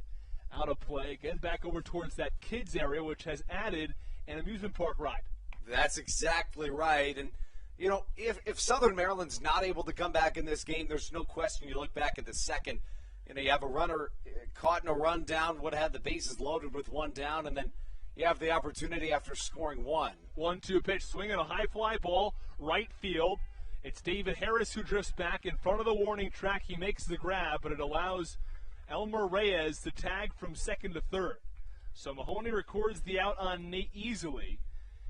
And now the West Virginia Power back to the top of the lineup. And now you've got the real challenge if you're Kolton Mahoney. You want to keep this thing right where it's at if you're the right-hander. It's going to be a tough task here with a runner on third and 1 down. The strikeout, certainly your best option if you're Mahoney. If you can get a strikeout, that's obviously the optimal result, but you're dealing with Connor Myers, who homered in last night's game, was in the 9 spot, now promoted to the 1 spot. He's had a couple of deep flyouts so far in this contest. First pitch, swinging a foul ball back to the backstop in the count 0-1. So it is Elmer Reyes from third base with one out in the top of the fifth inning. Power lead this one 3-1 after a pair of runs in the second and one more in the fourth. Infield is in for Southern Maryland. Shortstop Michael Baca with his cleats on the grass. The pitch, swinging a fly ball down the right field side, and it somehow finds foul territory in that right field corner. There's not much of it, maybe 6 to 8 feet at most. But it lands in foul territory. And the count, no balls and 2 strikes on Connor Myers. Myers 0 for 2 tonight with a pair of flyouts to right field. Alberto Calasmo, who waits on deck, also 0 for 2. Mahoney hit 90 miles an hour with that last pitch. He's typically been in the high 80s with his fastball, but a sinking fastball that time at 90.2.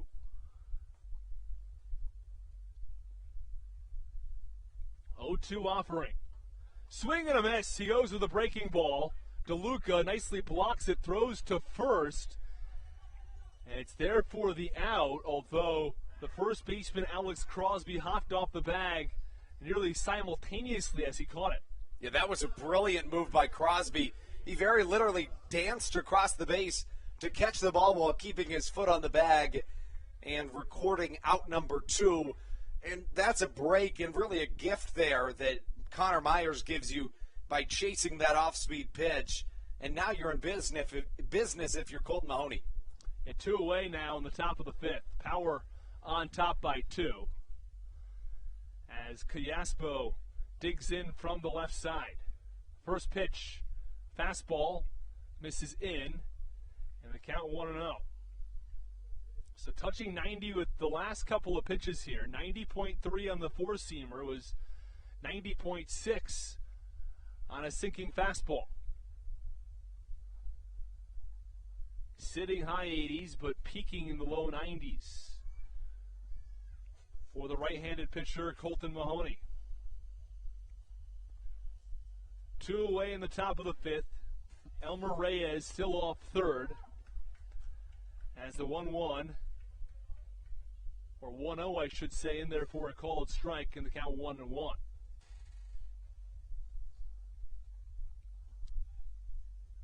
Reyes led off this inning with a double. First pitch down the third baseline, and he fools him badly on the 1-1. Callaspo with a half-hearted swing, and the count 1 ball and 2 strikes. Yeah, and that's a beautiful pitch. Mahoney has bailed himself out here in the latter stages of this top of the fifth with some beautiful off-speed pitches. Pitch count is not high at all. Through 4 2/3, just 65 pitches. And the 1-2 pitch, swinging a line drive, left center field is going to drop for a base hit. Elmer Reyes scores. It's an RBI single from Alberto Callaspo, and it's a 4-1 lead for the Power. Yeah, and just a really nice piece of hitting for Alberto Callaspo, who's really struggled throughout the larger part of this season against Southern Maryland. Was just 4 for 26 against the Blue Crabs entering that at bat, but down an account, finds some grass in left center field, an RBI single. Goes the other way with it that time. It's the barrel of a bat on the ball. Sends it off towards left center, easily scoring from third, Elmer Reyes. So not out of the woods yet. It's the 4th run allowed by Kolton Mahoney. Allowed 2 in the second, allowed 1 in the 4th on a solo shot, and 1 more in the 5th on an RBI single from Alberto Callaspo. He leads off first now. The 1-0 pitch, swing and a miss from Shimmy Paredes, the designated hitter in tonight's contest, and the count 1-1.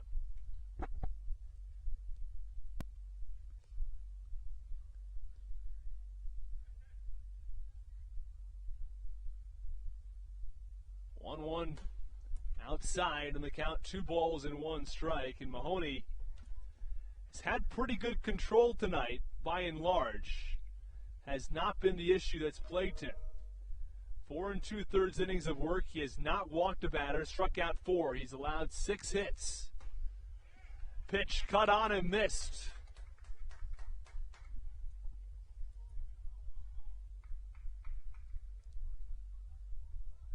So it's 2-2 now on Jimmy Paredes.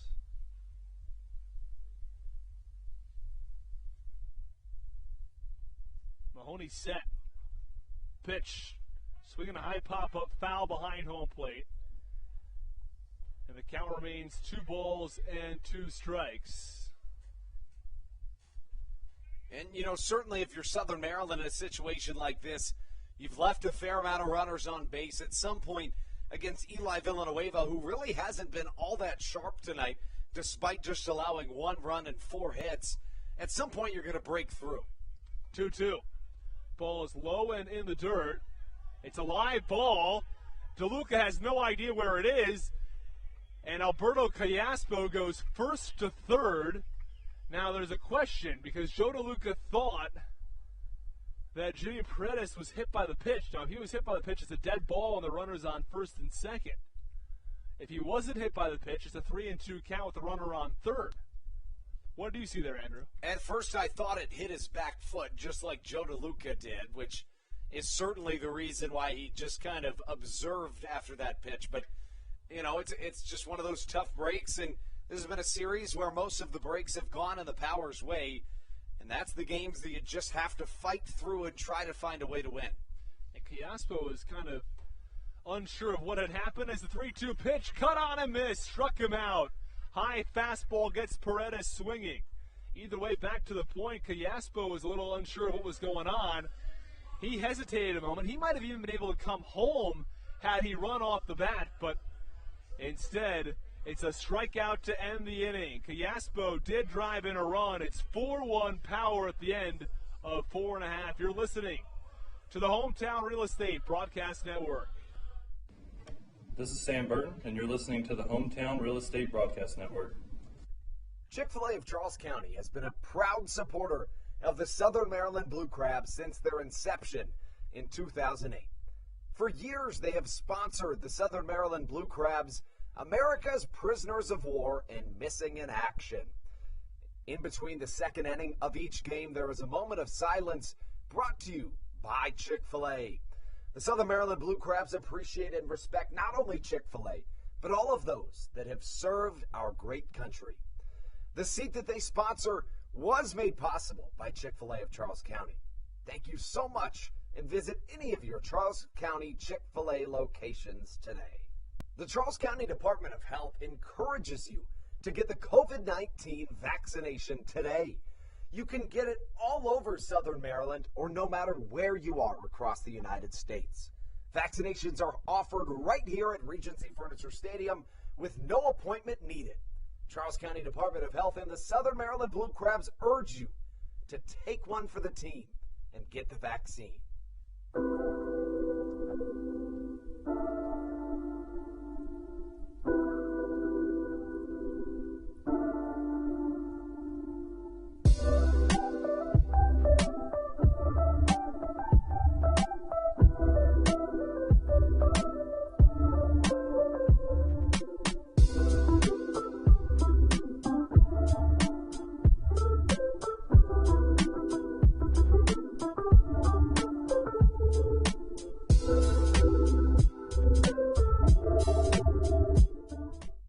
This is Coach Doug's, and you're listening to the Hometown Real Estate Broadcast Network. Bottom half of the fifth inning, 4-1 Power. Austin Rooney alongside Andrew Banstra. 9-1-2 due up for the Blue Crabs in the bottom of the fifth. First pitch in there for a strike as a sinker from Villanueva. Catches the inner half. 0-1 pitch. Breaking ball that time. Induces a swing and a miss from Michael Baca. Count 0-2 on the right-handed hitter. Now, Andrew, I'm not sure if you saw this in the break, but they have those horse races. Always a lot of fun for the kids to jump on those horses as the 0-2 is in the dirt and the count 1-2. Of course, the Rosecroft Raceway horse race, it's always a blast. Have you ever actually been on one of those little horses? Not here, but yes, in general. Have you? I haven't. It Why just not? seems like a blast. Well, I've been up here in the booth usually during these games. No, I just mean in life. Oh, well, that's a good question because I haven't had the opportunity to jump on one of those things. Seems like a lot of fun, though. 0-2 pitch check swing. They motion down to first, and Baca is called out swinging. So there's one away now in the bottom of the fifth inning. Fifth strikeout for Eli Villanueva, who again really hasn't been his best here this evening, but has done just enough to get the job done. He's thrown a ton of pitches, 71. In that second and third inning, he really saw some struggles, but outside of that, he's been just fine. And he's really settled down recently, though, because 8 in a row now retired. He's pretty darn good. First pitch swinging from Matt Hibbert, and he grounds this one over to shortstop. Throw to first is in time. So one pitch and one out, or one pitch for the out, I should say. And there are now 2 away in the bottom of the fifth, so his pitch economy getting a lot better. And I'm just going to go out on a limb and say it here. Opposite field home run to left center by Ruby Silva. Wow. In this at-bat. Wow. We have a big-time call from your man, Andrew Banstar. First pitch, fastball misses away to Ruby Silva. Do you think that'll happen? I sort of doubt it.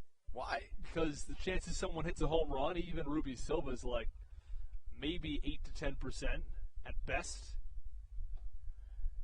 As the 1-0 misses in and the count 1-1. If someone, let's see, well, how many at-bats does Ruby Silva have? He's got 13 home runs on the season. Right. So, well, once we get all the numbers loaded up here, so far this year he has 273 at-bats and 13 home runs, which gives him about a 4.5% chance of hitting a home run. That's better than some.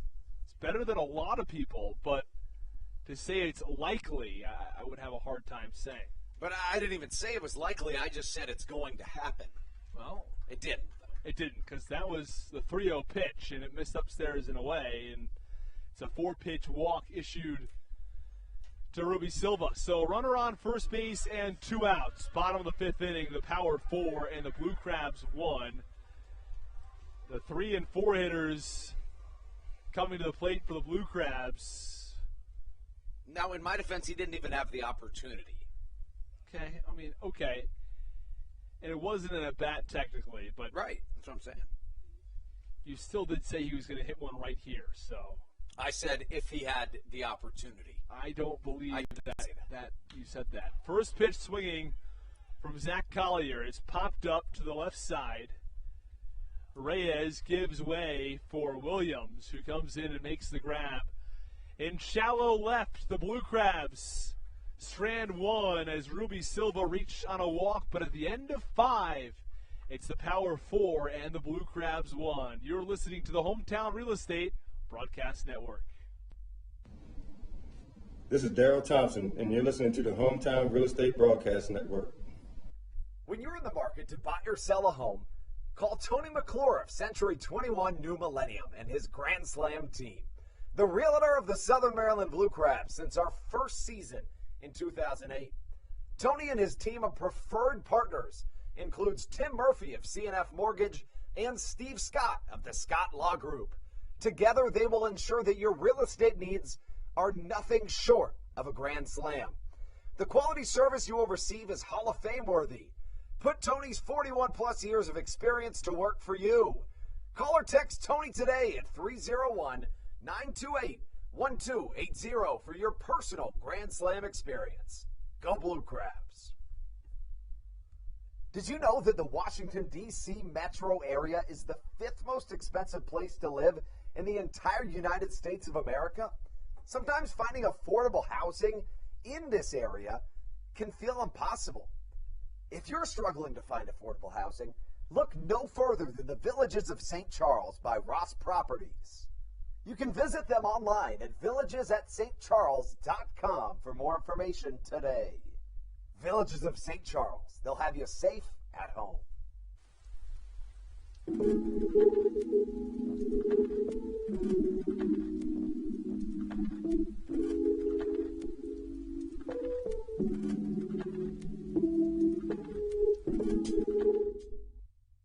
This is Joe DeLuca, and you're listening to the Hometown Real Estate Broadcast Network.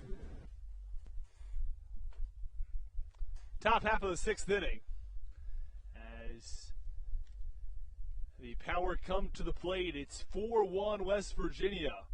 Espinal followed by Rosario and Miles Williams due up. Power scored 2 in the second, 1 in the fourth, and 1 in the fifth. It's the first pitch from Kolton Mahoney, who's back out for the sixth inning, is a breaking ball in there for a strike.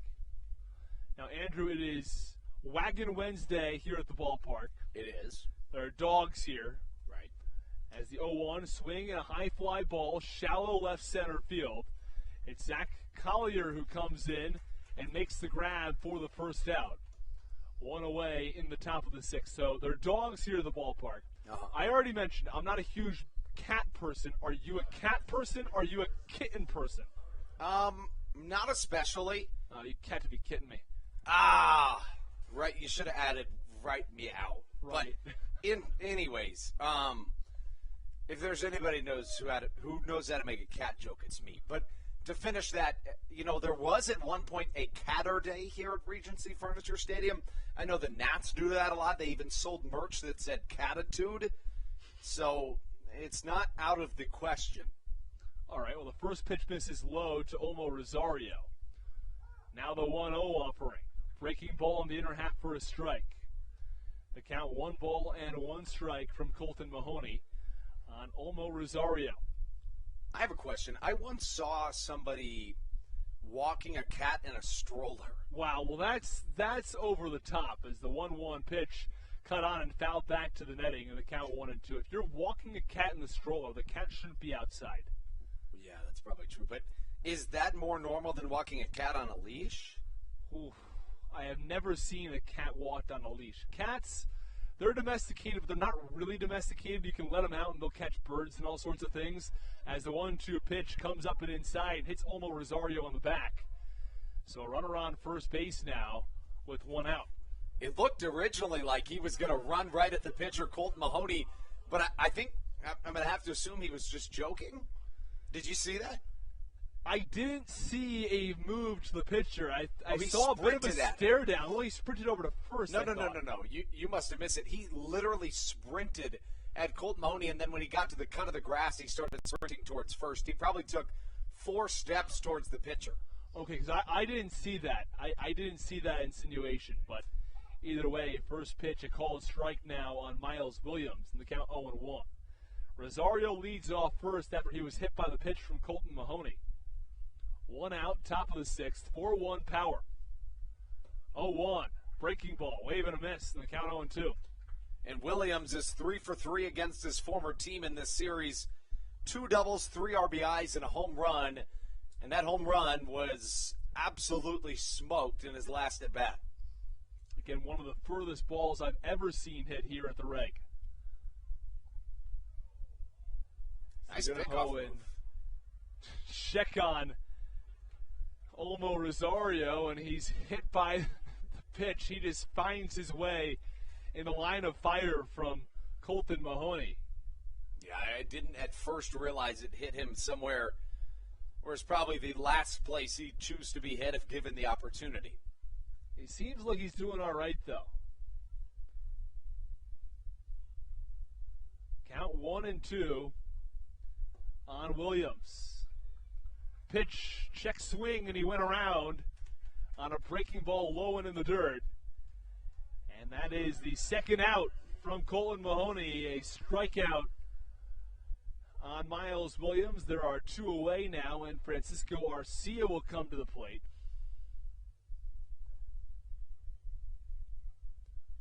Finally, somebody retires Miles Williams against his former team. Right, he had a home run and a double coming into the at-bat as the first pitch a called strike on Francisco Arcia, the catcher who's gone down on strikes on both occasions. First time looking, second time swinging.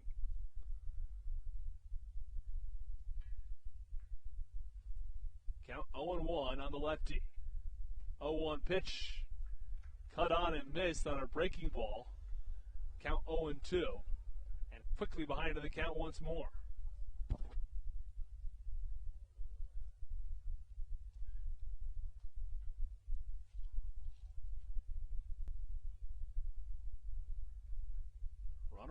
first base and 2 outs. Pitch. Swinging a one-hopper over to short. Baca's got it. He fields it as he comes up the middle and throws to first in time for the final out.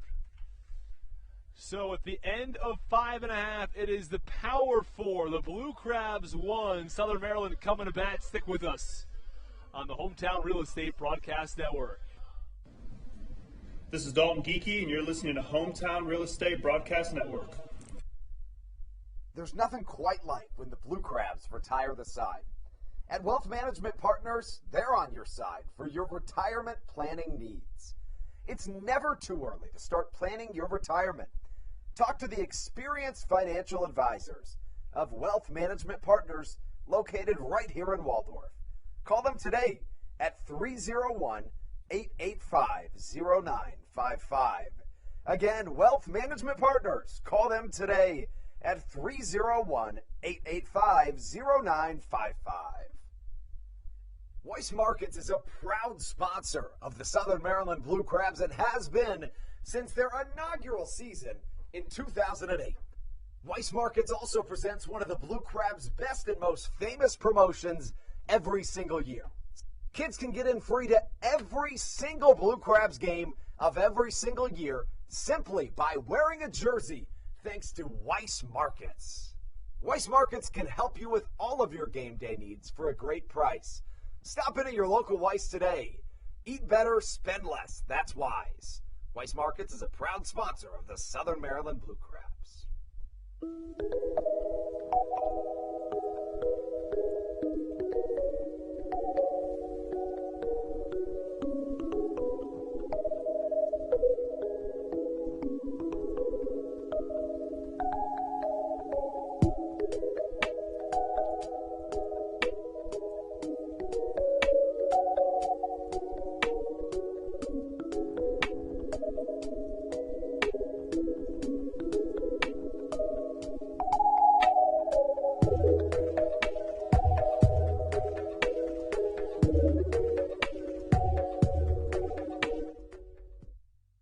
This is Matt Latos, and you're listening to the Hometown Real Estate Broadcast Network.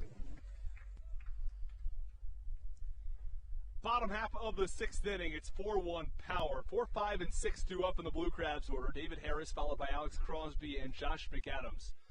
First pitch misses low and away for ball 1 from Eli Villanueva.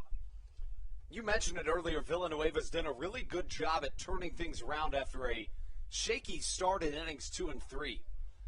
A 1-0 pitch on the outer half for a strike, and the count 1 ball and 1 strike. He has not allowed a hit since the 2nd inning. He has now gone 12 consecutive batters without allowing a hit. The 1-1 swung on and a one-hopper over to short, fielded by Reyes. The throw to first well in time to get David Harris. After he went 4 for 5 on Sunday, he's fallen cold in this series. Now 0 for 7. You know, and it's interesting, he's now struck out, or I beg your pardon, retired 13 straight, but he had allowed a total of 5 straight Blue Crabs to reach base in that 2nd inning. Right. When he left the bases loaded. First pitch now to the 5-hitter Alex Crosby, a strike on the outside corner. Went to the fastball that time.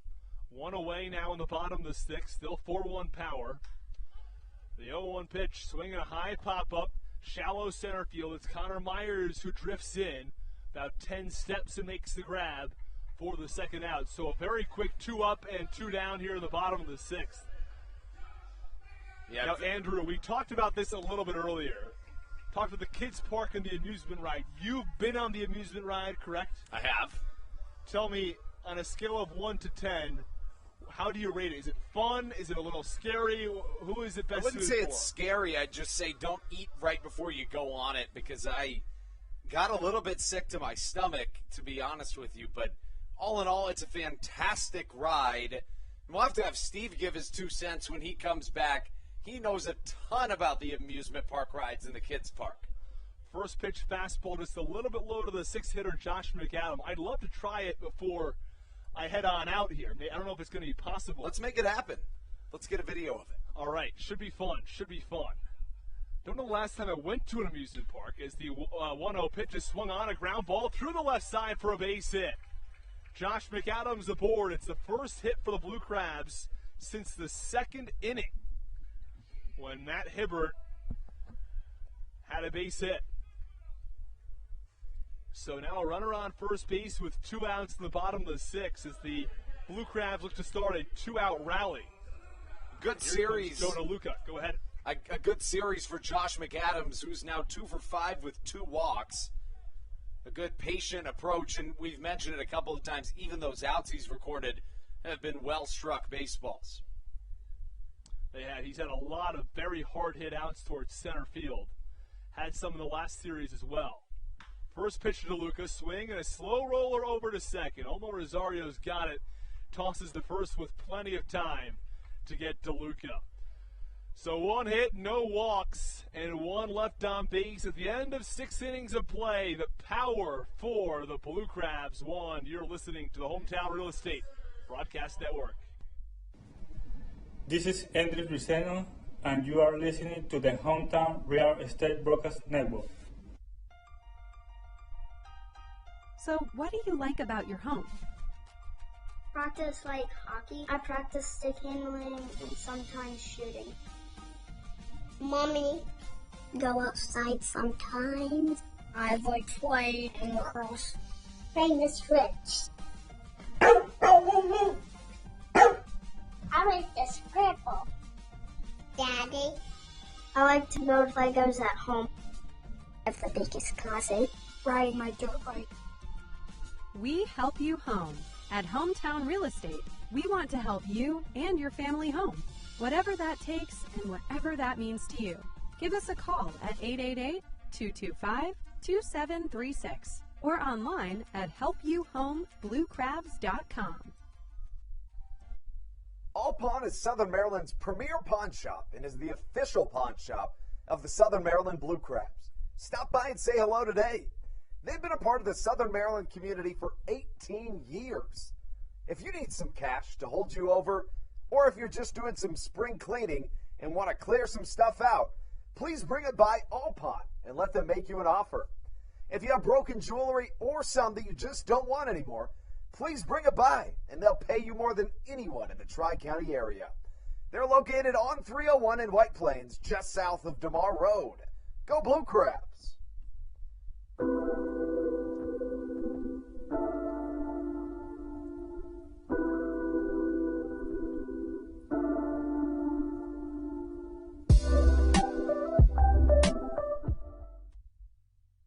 This is Brandon Barker, and you're listening to the Hometown Real Estate Broadcast Network. Kolton Mahoney into his 7th inning of work. Here in the 7th, he faces the 8-9-1 of this power order, leading off with Elmer Reyes, who has been very good so far in this contest. The right-handed hitting shortstop entered play today 0 for 4 against Kolton Mahoney, but 2 for 2 today with a double and then a 2 RBI single that got the scoring started back in the 2nd. That's how the Power started the scoring this evening. Southern Maryland had a healthy bottom half of the 2nd, plated 1 but left the bases stranded, including a rundown that could have had the bases loaded with 1 away. High chopper to the left side. Shortstop Baca picks up and fires, and one shortstop grounds out to the other for a 2-pitch first out to start off this 7th inning.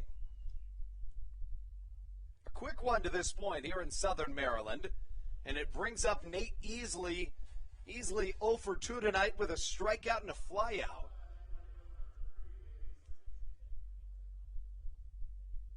Easley, the right fielder for this West Virginia Power team. Right on right matchup. Mahoney's first pitch swung on and chopped foul to the right side. Easley originally drafted by the San Diego Padres in the 2016 MLB draft, 23rd round out of Yavapai College in Prescott, Arizona. 5'10", 170 pounds, 25, nearing 26 years old. Cutter catches the zone. The count 0-2. In his first year of unaffiliated baseball, the right-handed hitting Nate Easley spent his first 4 seasons of professional ball in the Padres system. Strike number 3, and Mahoney's running roughshot here in the 7th inning with a 4-pitch strikeout. And that flips the lineup back to the top for Connor Myers, who comes to the plate. To this point in the game, 0 for 3, but he was really good last night. Had a 2-run home run and a walk as well as a single. Myers, a Maryland native from Middletown, Maryland, 27 years old, 5'10", 185 pounds. Two-seamer upstairs, the count 1-0. Myers originally drafted by the Chicago Cubs back in the 2016 MLB draft. Selected in the 27th round out of Old Dominion University. He hits one down the left field line, just curving foul at the last moment. Myers, like his predecessor Nate Easley in his first season of unaffiliated baseball. In fact, Myers began this season still in the Cubs system at the AA level with the Tennessee Smokies. In 32 games, he hit .221, was then released and has played for the Power for the last 38 games. He hits .289 entering play with a .421 slugging percentage. The 1-1 from Mahoney handcuffs him a little, hits it off to the foul portion, and he'll get out of play for strike number 2. Myers with a pair of flyouts to right and a strikeout swing in his last time up. Has yet to record the third out of an inning to this point. Really, 2019 was his best season of professional baseball. Spent the whole year at the AA level with the Smokies, hitting .263, 3 homers and 30 RBIs in 118 games. Stole 16 bags as an off-speed pitch downstairs. Strike number 3, back-to-back Ks for Kolton Mahoney. He's now thrown 7 innings, allowing just 4 runs, but the offense still trying to pick things back up. You know, Austin, we've talked about it a lot, but this is a team whose offense was fantastic in these last 7 days, trying to pick things up here with just 4 hits through 6 innings as we take you into the 7th inning stretch on the Hometown Real Estate Broadcast Network. This is Andrew Riceno, and you are listening to the Hometown Real Estate Broadcast Network. American Radiology is the clear choice for all of your medical imaging needs. With locations in Charles and Calvert counties, they offer a full range of imaging services. Some of their latest innovations included 3D mammography and wide-open MRIs for our claustrophobic patients. For your convenience, they even offer extended weekday hours and Saturdays. For more information or to schedule an appointment, visit their website at AmericanRadiology.com. 2020 was a year unlike any other for everybody. Quickly, the Southern Maryland Blue Crabs came to the realization that baseball must take a backseat to humanity.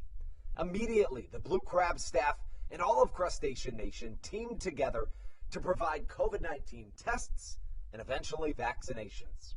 Southern Maryland's hometown team also hosted food drives, blood drives, backpack drives, toy drives, and so much more, all to help their community. The Blue Crabs couldn't be more thankful to the healthcare heroes that have gotten us to this point and helped our community so much throughout the COVID-19 pandemic. That's why this season is dedicated to our healthcare heroes. Each Saturday night, we will have a healthcare hero, a local healthcare professional, throw out the first pitch of the game and be honored. That's why in 2021, all season long, healthcare professionals get $5 tickets to every single Blue Crabs game. Thank you so much, healthcare heroes, for all that you have, are, and will continue to do for our community.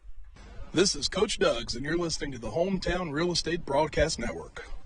Into the final third of this game, and Eli Villanueva has exited the contest, which you could argue is a good sign for Southern Maryland, who realistically struggled against the right-hander.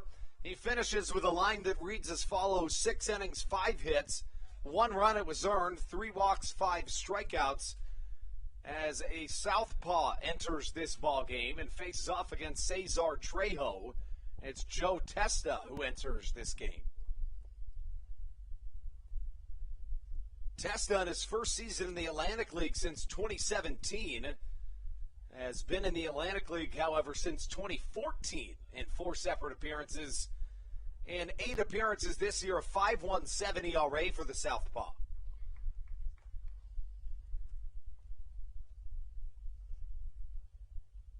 Trejo sees a fastball upstairs. Did he go? Couldn't see the call, Austin.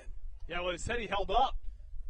And I don't think Trejo thought he held up because he was on his way back to the dugout, but gets another life. So, Joe Testa started his professional career in 2008.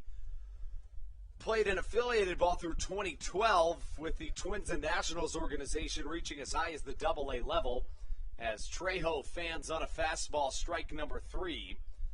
But ever since he's been in independent baseball, last played before 2020 and 2017, played in the All-American Baseball Challenge in 2020 with the Jersey Wise Guys.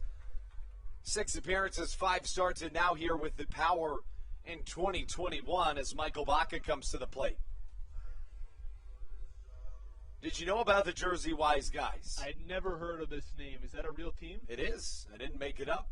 At what level is this? It was the All-American Baseball Challenge. Essentially, it was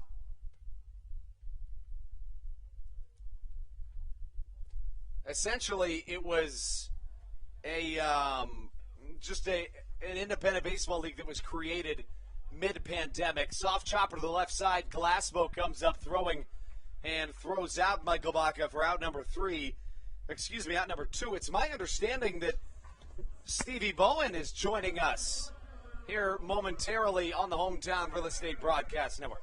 How are we doing tonight, fellas? Hey! So, how did you get over here? I had someone cover my shift. I was working electronic scoreboard. They said, hey, you want to go hop in and make that 3-man booth once again? I said, oh, I'm very down. Great. Yeah, I mean, I know you always are here and ready to broadcast, and we're glad to have you with us. Always glad to be here, especially with you, Austin and Andrew. Could not name a better duo to end out this game with. And, hopefully, Steve, your presence will induce some Southern Maryland offensive production from a team who has struggled since the second inning as Matt Hibbert sees an 0-1 count. Second pitch misses down low.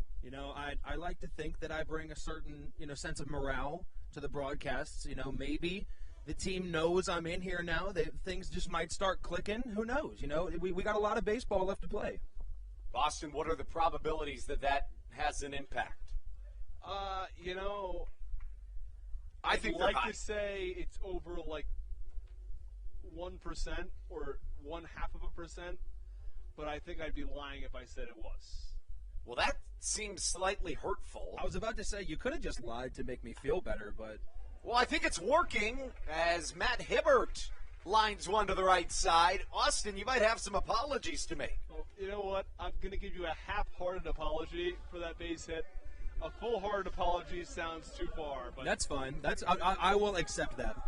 And that brings up Ruby Silva. He's 1 for 2 tonight, a single and a walk. And he is a hard out for any pitcher.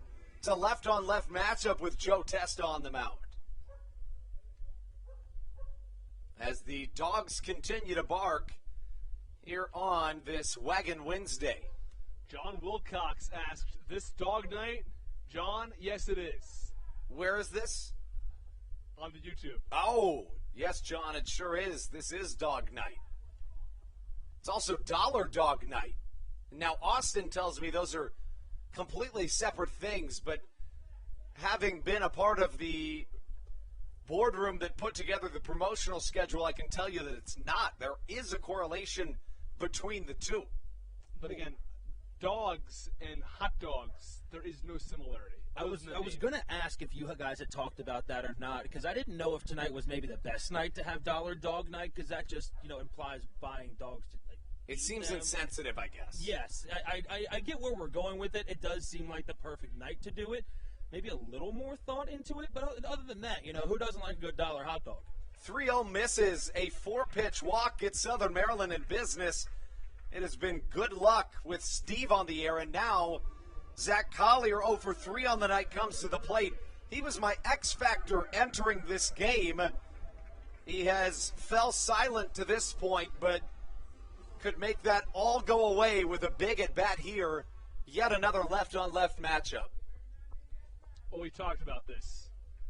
It sounds almost like dollar dog night, where you can buy a dog for $1, but you can't, of course, come here and walk away with the dog. First pitch misses, 1-0 the count. Testa has held lefties relatively silent this year. They're hitting .250 against him in 20 at-bats. Steve, what's your take on this? On what was that again? Are you talking about the dollar dog situation? Right, well, I mean, I kind of gave my take. I think that maybe a little bit more thought could have gone into it, but I see the idea. I see where people were going with the dollar dogs. Like I said, who doesn't love a good $1 hot dog? I mean, I know I'm a fan of it, of course. 1-1. Hit to the left side. It could get over Calaspo's head and does. That'll score a run. Matt Hibbert comes all the way around to score. An RBI double from Zach Collier, and Southern Maryland's in business, shaving this lead in half. And in the first Blue Crabs' real offensive opportunity since the second inning, they take advantage. An RBI double from Zach Collier. Yeah, he comes up big here, and he's been quiet since coming back after that short stint away. He had a strikeout in last night's game in a big spot. Was 0 for 3 coming into this at bat, but he comes up with a really big bloop RBI double, and all of a sudden, the tying runs in scoring position. First pitch to David Harris, hit down the right field line. That'll score 2. At least extra bases. We have a tie ball game as David Harris stands up into second. A 4-4 game. Stevie, let's hear it. Okay, listen. I love this team with all of my heart. I am not going to go and say that I am the reason why we have tied this game up here in the bottom half of the 7th inning, but we were struggling a little bit before I came on the broadcast. Now, I'm not going to say those two things are a very direct correlation, but there's got to be something there. Austin? You know what? I might need to eat my words, and maybe some hot dogs too. For $1. For $1. I might need to get down there. The concession stands might be closing soon. Either way, this is a big-time boost for the Blue Crabs, and our man Stevie over here coming up clutch. First pitch misses to Alex Crosby. It's been a streaky night for Southern Maryland. I've only had a handful of batters reach base, but they had 5 straight in the second and now 4 straight. A 2-out rally scores 3 in the 7th for Southern Maryland, and the ball game is tied, a 2-0 count to Alex Crosby. You know, Andrew, we talk about it all the time, especially throughout the season. I wish I could say I was more surprised that the Blue Crabs were able to come back in this type of situation, but that's just what they've been doing all season. You know, these are the comeback kids. They never go down without a fight, and that's exactly what they're doing tonight. They're just fighting and trying to win every inning that they can. The count now 3-0 to Alex Crosby with Josh McAdams awaiting on deck. It's a team that is young and hungry, and sometimes their inexperience helps them kind of overcome battles that maybe some more veteran teams would just roll over in. The 3-0 on its way to Crosby. He watches it miss the outside corner, and I almost guarantee you Paul Menhart will come out to talk with Joe Testa. And it looks like I'm wrong with... No, you're right. It looks like Menhart is, in fact, going to come out and talk. In fact, that might just be Mark Minikazi, as this could be the end of the road. Would you pull him right now if you were Minikazi? And it looks like he is. I think it's time. Yeah, you know, he's allowed 3 runs already here in the 7th, and the runners on first and second. Things aren't getting any easier for him. So it makes sense as the Blue Crabs are threatening to take the lead. Let's step aside for just a moment. We'll be right back on the Hometown Real Estate Broadcast Network. This is Josh McAdams, and you're listening to the Hometown Real Estate Broadcast Network. American Radiology is the clear choice for all of your medical imaging needs. With locations in Charles and Calvert counties, they offer a full range of imaging services. Some of their latest innovations included 3D mammography and wide-open MRIs for our claustrophobic patients. For your convenience, they even offer extended weekday hours and Saturdays. For more information or to schedule an appointment, visit their website at AmericanRadiology.com. When you're in the market to buy or sell a home, call Tony McClure of Century 21 New Millennium and his Grand Slam team, the realtor of the Southern Maryland Blue Crabs since our first season in 2008. Tony and his team of preferred partners includes Tim Murphy of CNF Mortgage and Steve Scott of the Scott Law Group. Together, they will ensure that your real estate needs are nothing short of a grand slam. The quality service you will receive is Hall of Fame worthy. Put Tony's 41-plus years of experience to work for you. Call or text Tony today at 301-928-1280 for your personal Grand Slam experience. Go Blue Crabs.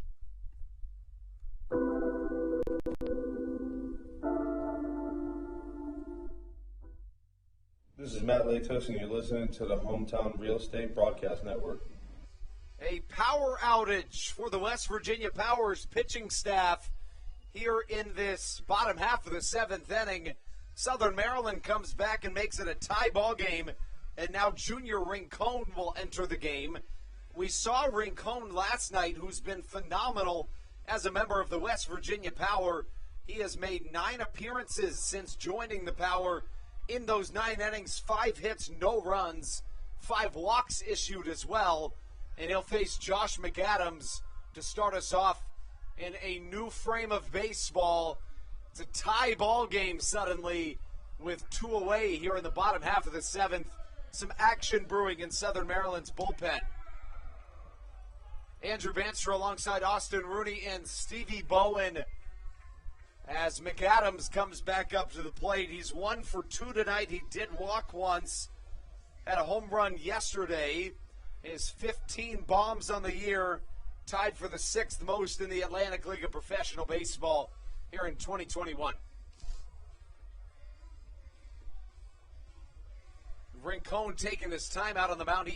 He started the season with the Lancaster Barnstormers, struggled going 0-2 with a 7.67 ERA in 27 innings, but sometimes a change of scenery turns things around, and that's been the case for the right-hander. Rincon, in his second night in a row appearing, faces Josh McAdams. A look back to second. Doesn't get much more of a dangerous hitter than McAdams right here. First pitch, high and tight, 1-0 the count. You know, Andrew, we've talked a couple times about Josh McAdams, especially the power that comes behind that bat in that right-handed batter's box. But, you know, we also talk off air a couple times. He's really shortened up his swing recently. You know, we've seen a lot more base hits to the left side than we're used to seeing from him. Line drive foul down the first base line. Even that one right there, able to take balls the opposite way, and it was almost fair on that swing. That would have given the Blue Crabs the lead by 1 run. But, you know, Josh McAdams has kind of turned things around a little bit. Still has that power behind the bat, but has really shortened it up and just able to produce these singles and doubles here and there. Yeah, and, you know, the approach hasn't worked in terms of the batting average to this point, but in terms of hard hit balls, his number's way up. 1-1, hit well to the left side. That's going to drop, maybe get out of here. See you later. Bye-bye baseball.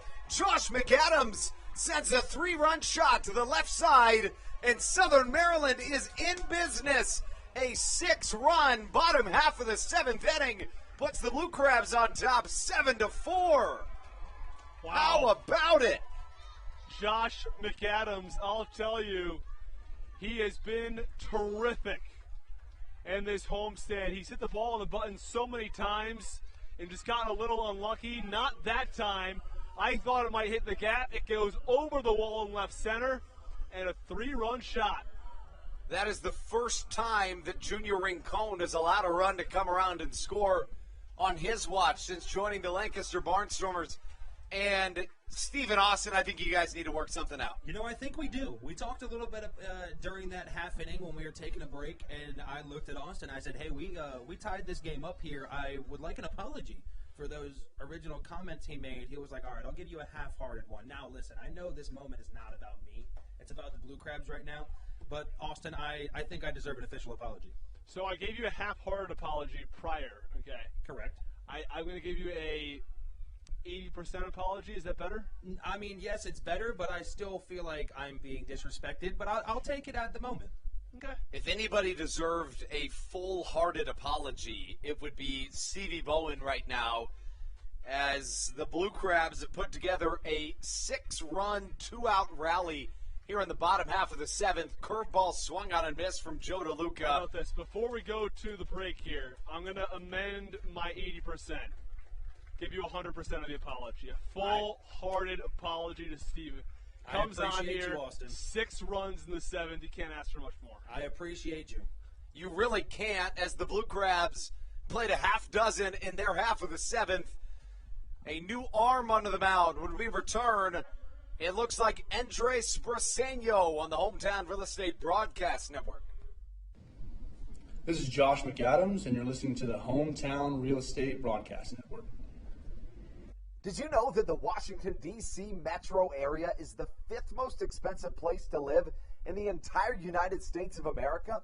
Sometimes finding affordable housing in this area can feel impossible.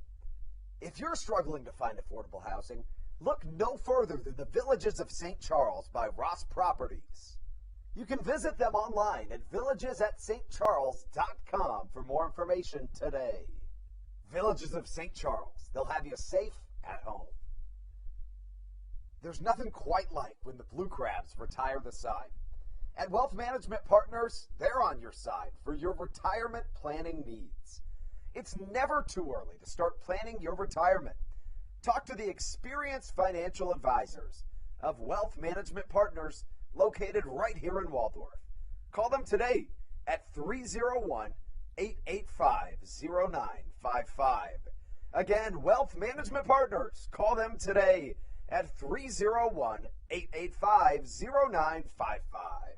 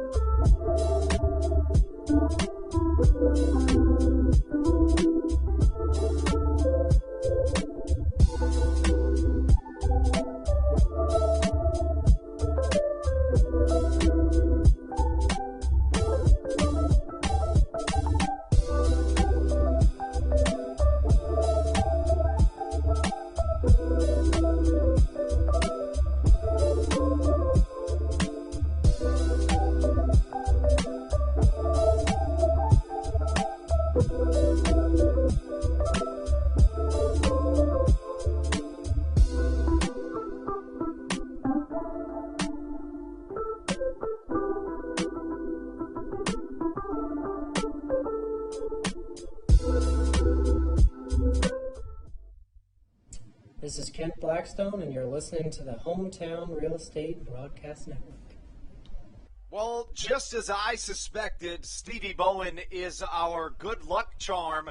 Andrew Vanstra, welcomed by Austin Rooney and Stevie Bowen here on the Hometown Real Estate Broadcast Network. How about a half dozen Southern Maryland runs in their half of the 7th inning as more action ensues in the Blue Crabs bullpen? It's the right-hander Matt Latos that warms as Andres Briseño enters the game. And suddenly, after not getting really any run support, Kolton Mahoney's in line for the win, Steve. You know, Andrew, you said half a dozen runs in the bottom half of the seventh, and you know that's really just par for the course for this Blue Crabs lineup in this second half of the season. One of the issues they had in the first half was that they had issues giving up that big inning against their opponents, and that's really what propelled them to lose a lot of those games in that first half of the season. But this second half, their offense has really exploded, and they're having these big innings now. Andres Briseño takes the mound, facing the 3-4-5 of this power lineup. Beginning with Jimmy Paredes. I beg your pardon, Alberto Calaspo, the man at the plate. He fouls one to the left side over our heads right here in the Bayonet press box. Hot dogs for you and for Stevie here. Unfortunately, they're all out of hot dogs, so that's why I don't have any hot dogs to show for it. Calaspo staying alive.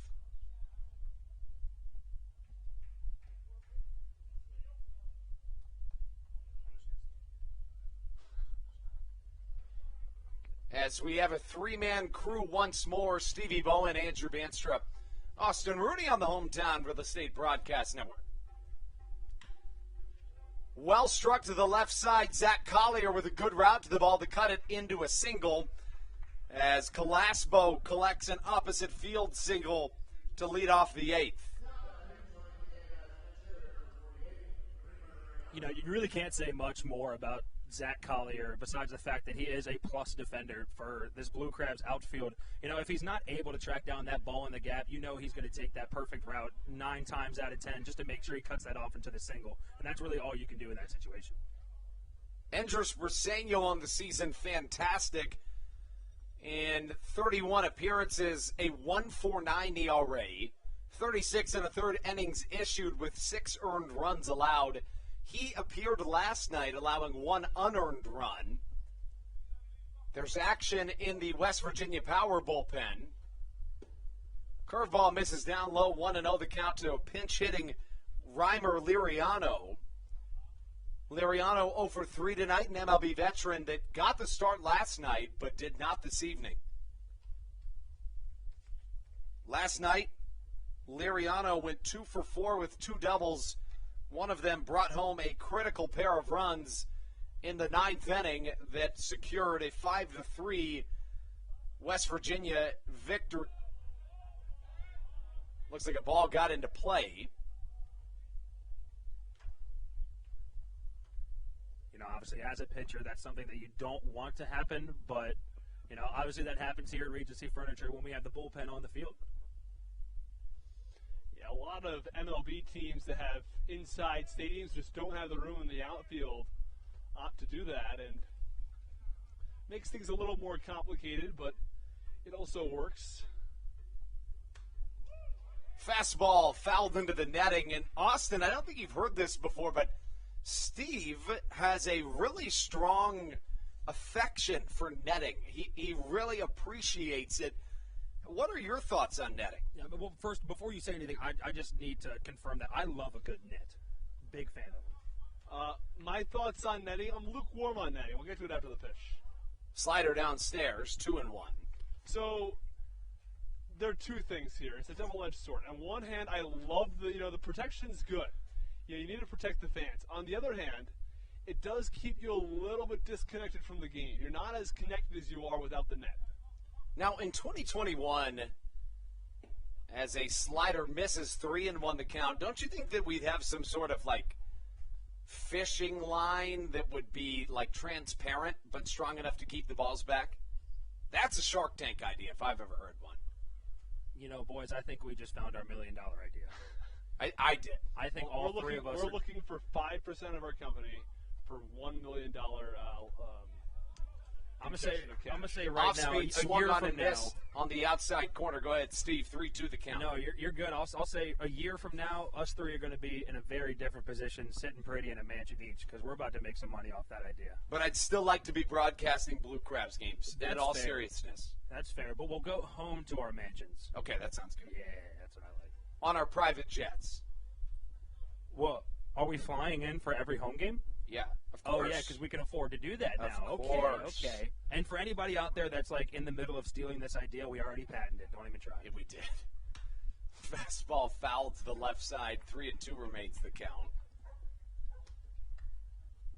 You know, Andrew, I heard you guys talking about the kids' park earlier today. Do you guys want to know more? Yeah, I want to know more about the kids' park, and I want to know more about this amusement park ride. So the kids' park is awesome right now. We have, besides the other attractions that we have a huge jungle gym. We have a pirate ship out there. We have another smaller-sized jungle gym. We have 2 new inflatable attractions down there. We have a big slide that is the dual slide.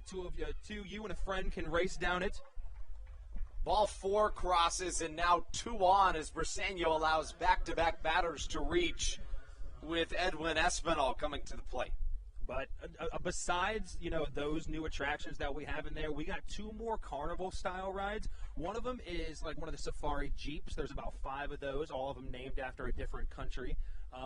And they go around. Chad one of those countries? Chad is not one of those. Actually, I'm not going to lie to you. I'm not 100% sure. You know who's a good person to ask that? Dennis. He is the king of the kids' park. He is the kids' park manager, and he is an absolute gem of a human. It's true. Here comes Edwin Espinal. First pitch, a called strike off the outer edge. Espinal 1 for 3 tonight. And we can close the books on Kolton Mahoney, who goes 7 innings, 6 hits, 4 runs all earned. No walks, 8 strikeouts. Really turned into a fantastic start for Kolton Mahoney.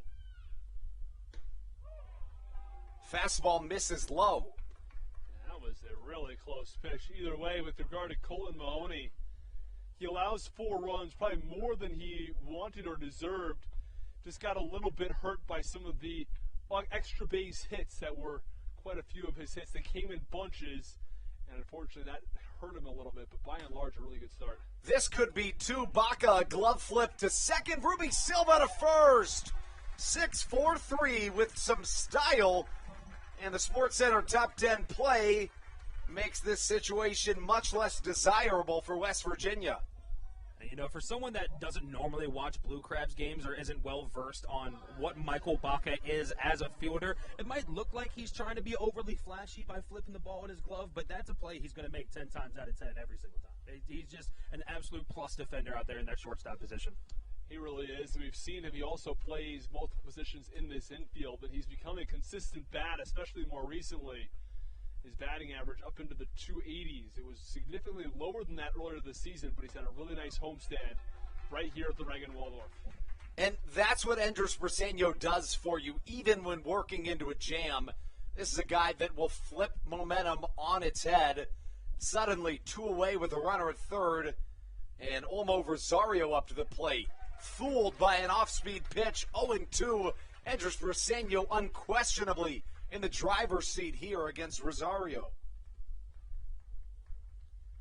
Rosario 0 for 2 tonight, was hit by a pitch back in the 6th. That was the only free pass that Kolton Mahoney allowed. Fastball outside corner, looked to tail back in at the last moment. Briseño thought it was strike 3. And Steve, when Briseño shows emotion, that's how you know it was potentially an egregious call. No, exactly. I was going to say the same thing, Andrew. If Enders Briseño thinks that's a strike, 9 times out of 10, it's a strike. You're right, exactly. That guy, he's very good control on the mound. He knows his stuff when he's out there. And the whole left side of the field, including Matt Hibbert, Josh McAdams, and Michael Baca, were all jogging in. Fastball misses high and away, 2-2 the count. Awaiting on deck, Miles Williams. Southern Maryland plated half a dozen runs in the bottom half of the 7th inning to make this a 7-4 Blue Crabs lead. And Briseño missing again. We're going to give you an update on the Lexington Legends Lancaster Barnstormers game. In the top of the 7th, the Stormers up 6-3 on the Legends, but with no outs, Lexington has the bases loaded in the top half of the 7th.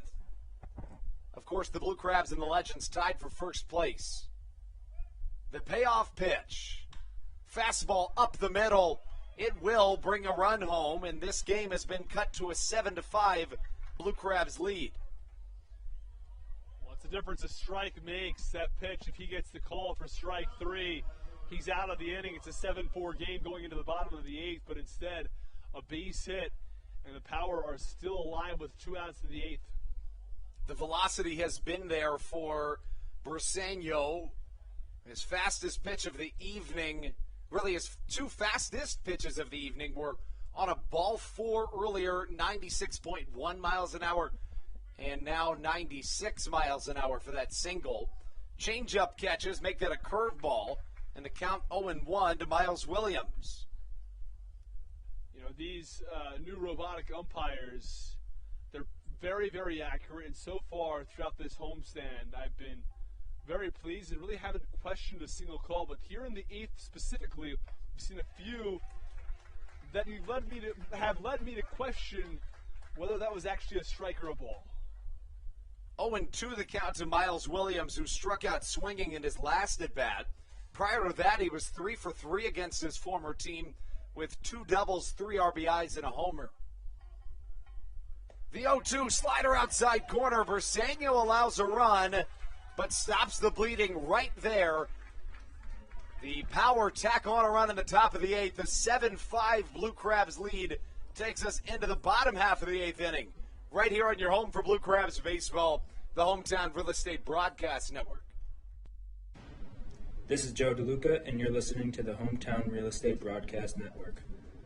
Whether it's Chris Paul, Cliff Paul, Aaron Rodgers, or even the son of a former Blue Crab, Patrick Mahomes, you've seen many athletes endorsing State Farm. That's because your State Farm agent has your back through good times and not so good times. That's why all the Blue Crabs, Darryl Thompson and the whole team, trust State Farm with their insurance needs.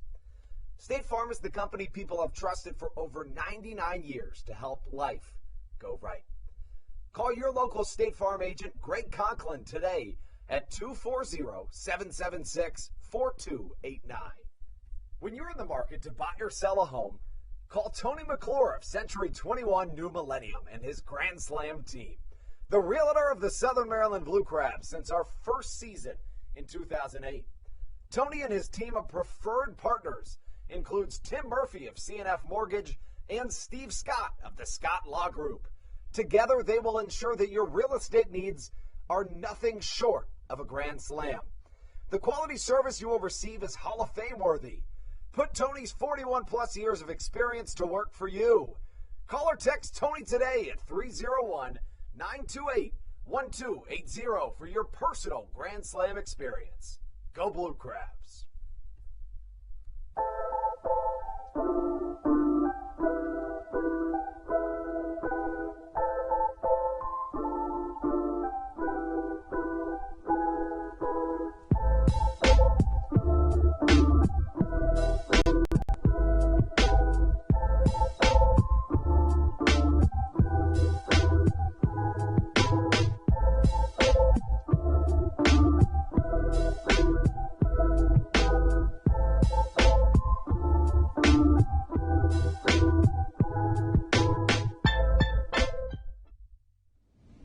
This is Patrick Baker, and you're listening to the Hometown Real Estate Broadcast Network. Into the bottom half of the eighth we go here in Southern Maryland. A pinch hitter coming up to the plate in the form of Kent Blackstone. Blackstone batting in Cesar Trejo's spot in the lineup. And he faces a new arm here on the mound for this West Virginia Power squad. It's an arm that the Blue Crabs have seen already here in this 2021 season. It's Max Povsey who comes to the mound. Steve, if you recall, we saw him here earlier this year. I do. He began the season with the High Point Rockers, a 9.82 ERA in 11 games, was then traded to the West Virginia Power, where in 14 appearances he has a 6.48 ERA, has struggled of late. In his last 3 innings, 3 earned runs, all of those coming back on August 14th against the Rockers, his former team, as Blackstone fouls one back into the netting, and the count 0-2 against the pinch hitter Blackstone. Yeah, you know, so far from this relief pitcher, he's showing us exactly what we expected to see from him. Very tall. He's going to throw a lot of fireballs, trying to get that, just blow that fastball by you, and that's exactly what he's trying to do. And Kent Blackstone just being able to get a piece of it to try to stay alive. The 0-2. Fastball hit over our heads in the bayonet press box. Steve, I thought you were going to catch that. You know, if it was probably about 3 feet closer, I had it. 3 feet. Yep. I think that may be. Thing probably soared 50 feet over the press box, but fair enough. Thanks for ruining it for me, Austin. Apologize. You know, this is a half-hearted apology. I gave you a full-hearted one earlier. You get a half-hearted one now. So far today, I have 1.5 apologies from you. That's right. Honestly, that's a pretty solid number. I'm not going to lie. 0-2. Off speed, curveball, swung on and missed. And Max Pobsy picks up a strikeout to start off his evening. That brings up the shortstop, Michael Baca. Baca 1 for 3 tonight. He had an RBI double back in the second. Southern Maryland stranded the bases loaded in the second inning. Allowed 2 in the second, did the Blue Crabs pitching staff. Another one in each of the fourth and fifth innings, but a 6-run seventh for Southern Maryland changed the tides. A 7-5 game after the Power scored another one on an RBI single back in the top half of the eighth from Olmo Rosario. A massive dragonfly of sorts that's flying directly in front of us here outside the booth. Baca hit by the pitch, and now going to have a word with the home plate umpire trying to show him where that hit him. And you know, Andrew, obviously we're going to try to side with the Blue Crabs here, but I think Michael Baca is 100% in the right here. That ball hit off of the forearm, and I'm not doubting that it hit the bat at any point, but it 100% hit his forearm beforehand. Yeah. I have to wonder if the umpires are going to convene here and try to come together. That's exactly what they're going to do. Yeah. And you don't frequently see someone like Michael Baca, go and argue the way he just did. He was adamant that ball hit his arm. Yeah, a very level-headed player in all situations of the game, but I would have to agree with Michael Baca in this situation. He clearly got hit on the forearm. The umpire's convening here, and he was showing the home plate umpire exactly where it was that it hit him on that left arm. A long meeting, but honestly, I think the home plate umpire has the best view on that one. I'm hard-pressed to think they'll overturn this. The Katy Perry blasts out over the loudspeakers at Regency Furniture Stadium. Let's see what the call is. They are going to give him first. Wow. I am kind of surprised about that, to be honest with you, just given the fact that, that's probably the home plate umpire's call. Stan Clyburn still having some words. But Baca takes first on the hit by pitch, and now 1 on with 1 away. Matt Hibbert coming to the plate, 1 for 4 tonight. I think it probably also depends on just how sure the home plate umpire is. It was initially a hit by pitch. If he's looking for guidance from the other umpires, or if he's looking for his call to be overturned or confirmed, he may have very well said, "I think it hit the bat, but I'm just not really quite sure," and asked the other 2 umpires for more guidance, and they said, "Hey, it hit his arm." Pitching lines to this point in the game. Eli Villanueva was in line for the win. 6 innings, 1 run, 5 hits, but his successor, Joe Testa, in 2/3 of an inning, walks 2 and allows 3 hits, 5 runs all earned. Junior Rincon allowed the 3-run shot from Josh McAdams in 1/3 of an inning, and now Max Pobsy on the mound. As for the Blue Crabs, Kolton Mahoney, 7 innings, 4 runs, 8 strikeouts. Andres Briseño then came in and issued an inning of 1-run baseball, 2 hits, and a walk allowed, as Matt Hibbert backed up off the plate with an inside fastball. And a way inside fastball, and as we said earlier, he throws a lot of fastballs, and they're going to come at you hard, and that one got real close up in the grill of Matt Hibbert. Hibbert chops one foul to the left side. We saw an interesting hit-by-pitch situation in which Michael Baca was awarded first base. A 7-5 Blue Crabs lead here on a Tuesday evening that has been just a little bit cooler than it has been in the last few days.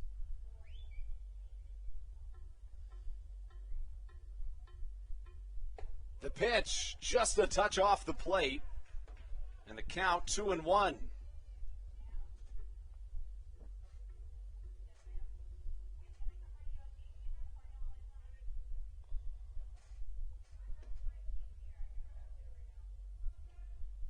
Fastball misses, thinking about a snap throw is the catcher, Arcia.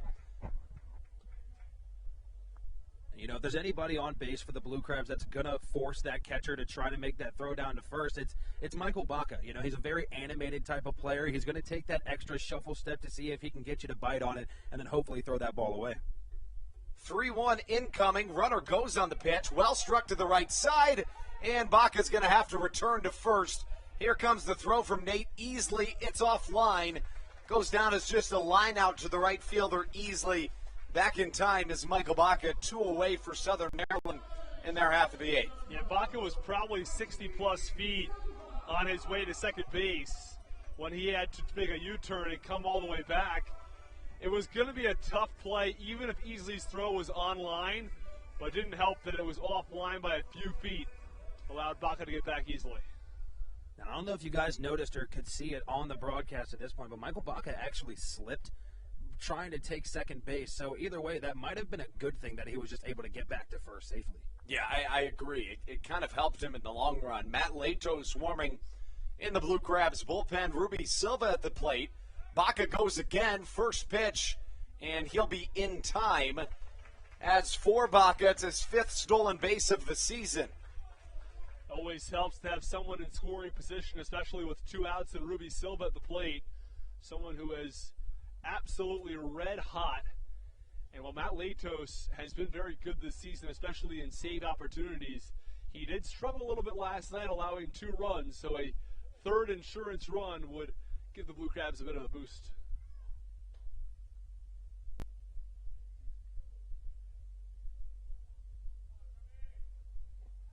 Fastball gets away from the catcher, Arcia, which puts Matt Hibbert in scoring position, I beg your pardon, at third base.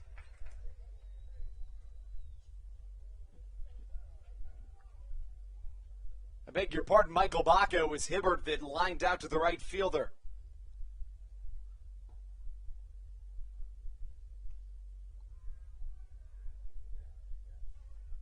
So now Ruby Silva with a runner at third.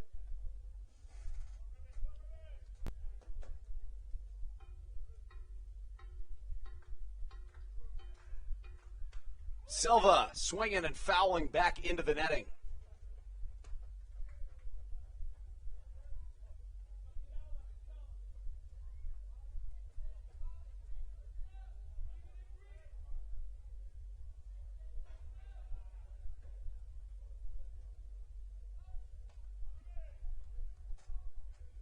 Silva trying to make this a 8-5 game.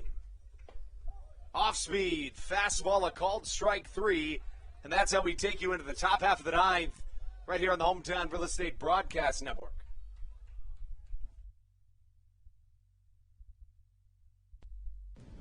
This is Matt Latos, and you're listening to the Hometown Real Estate Broadcast Network. Weiss Markets is a proud sponsor of the Southern Maryland Blue Crabs and has been since their inaugural season in 2008. Weiss Markets also presents one of the Blue Crabs' best and most famous promotions every single year. Kids can get in free to every single Blue Crabs game of every single year simply by wearing a jersey thanks to Weiss Markets. Weiss Markets can help you with all of your game day needs for a great price. Stop in at your local Weiss today. Eat better, spend less. That's wise. Weiss Markets is a proud sponsor of the Southern Maryland Blue Crabs. When you need a win on the road, don't get left stranded. Make AAA part of your roster, and you'll always have someone on deck ready to get you home. AAA also offers car care, insurance, and travel services, and has stores conveniently located for Blue Crabs fans in Brandywine, Crofton, and Alexandria. Don't forget to ask them about membership discounts for military and first responders. Please visit AAA.com to learn more or to find a AAA location near you.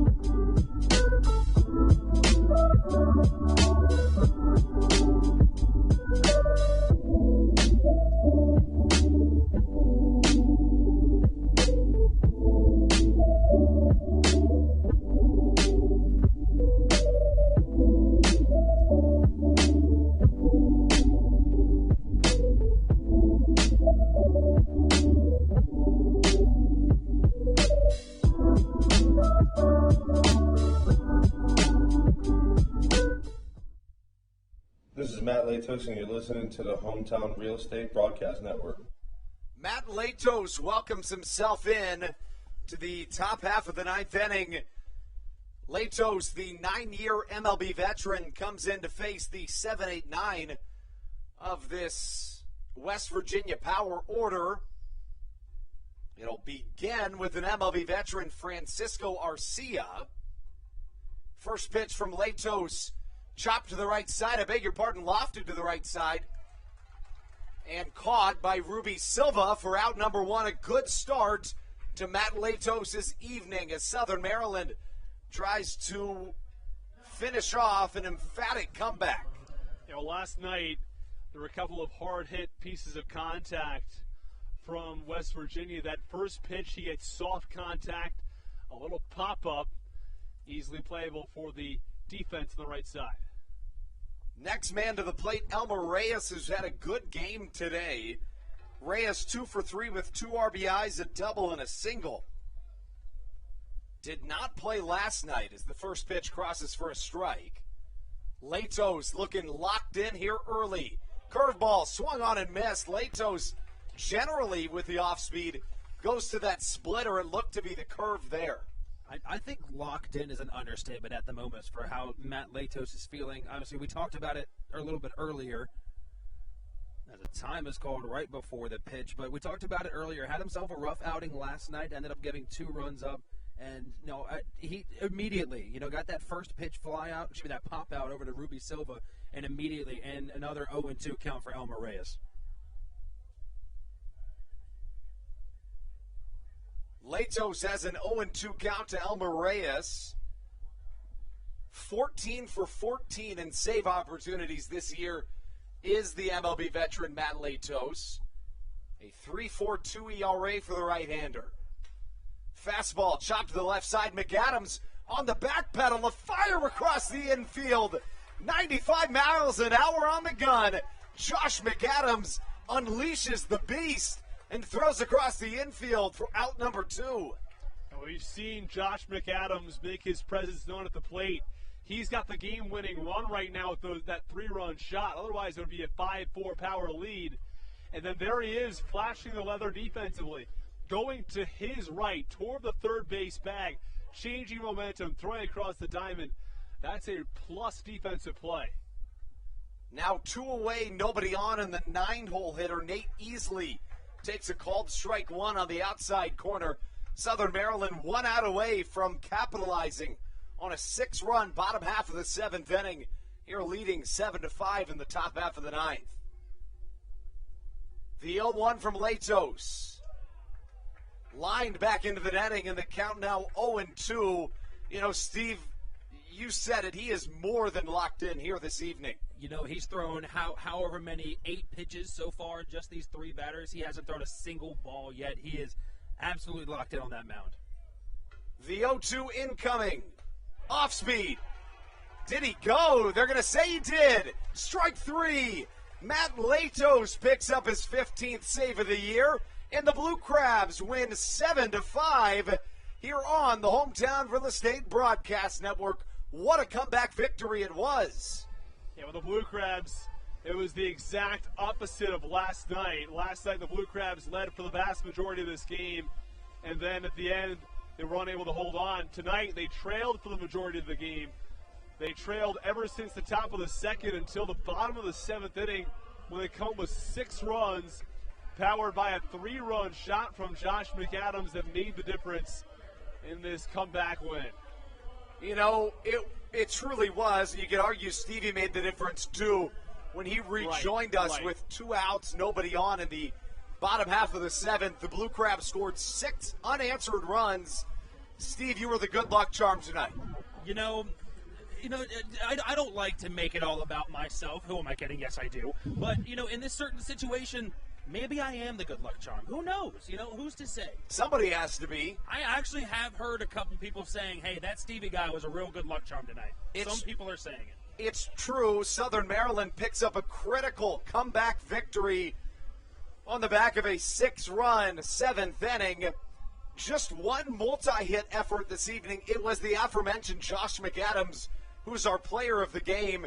He goes 2 for 3 with a home run, 3 RBIs, 2 runs scored, and a walk. McAdams having himself a night. The win in this situation does go to Kolton Mahoney. 7 innings, 4 runs, 8 strikeouts.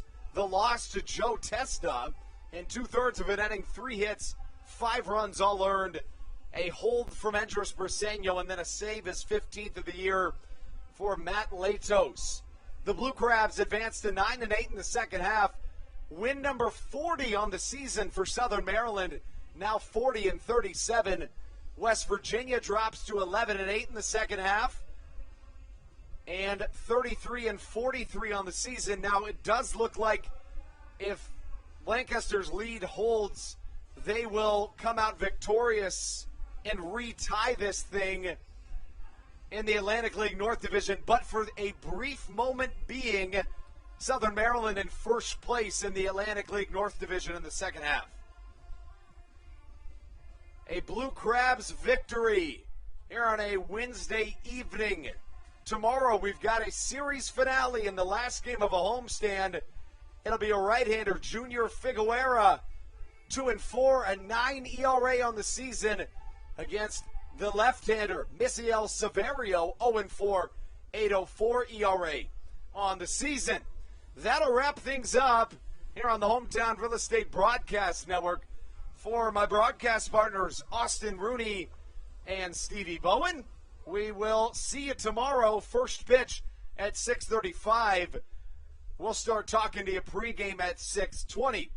A Blue Crabs victory, 7-5, right here on the Hometown Real Estate Broadcast Network. Thank you for joining us, spending your evening with us, and as always, let's go Blue Crabs.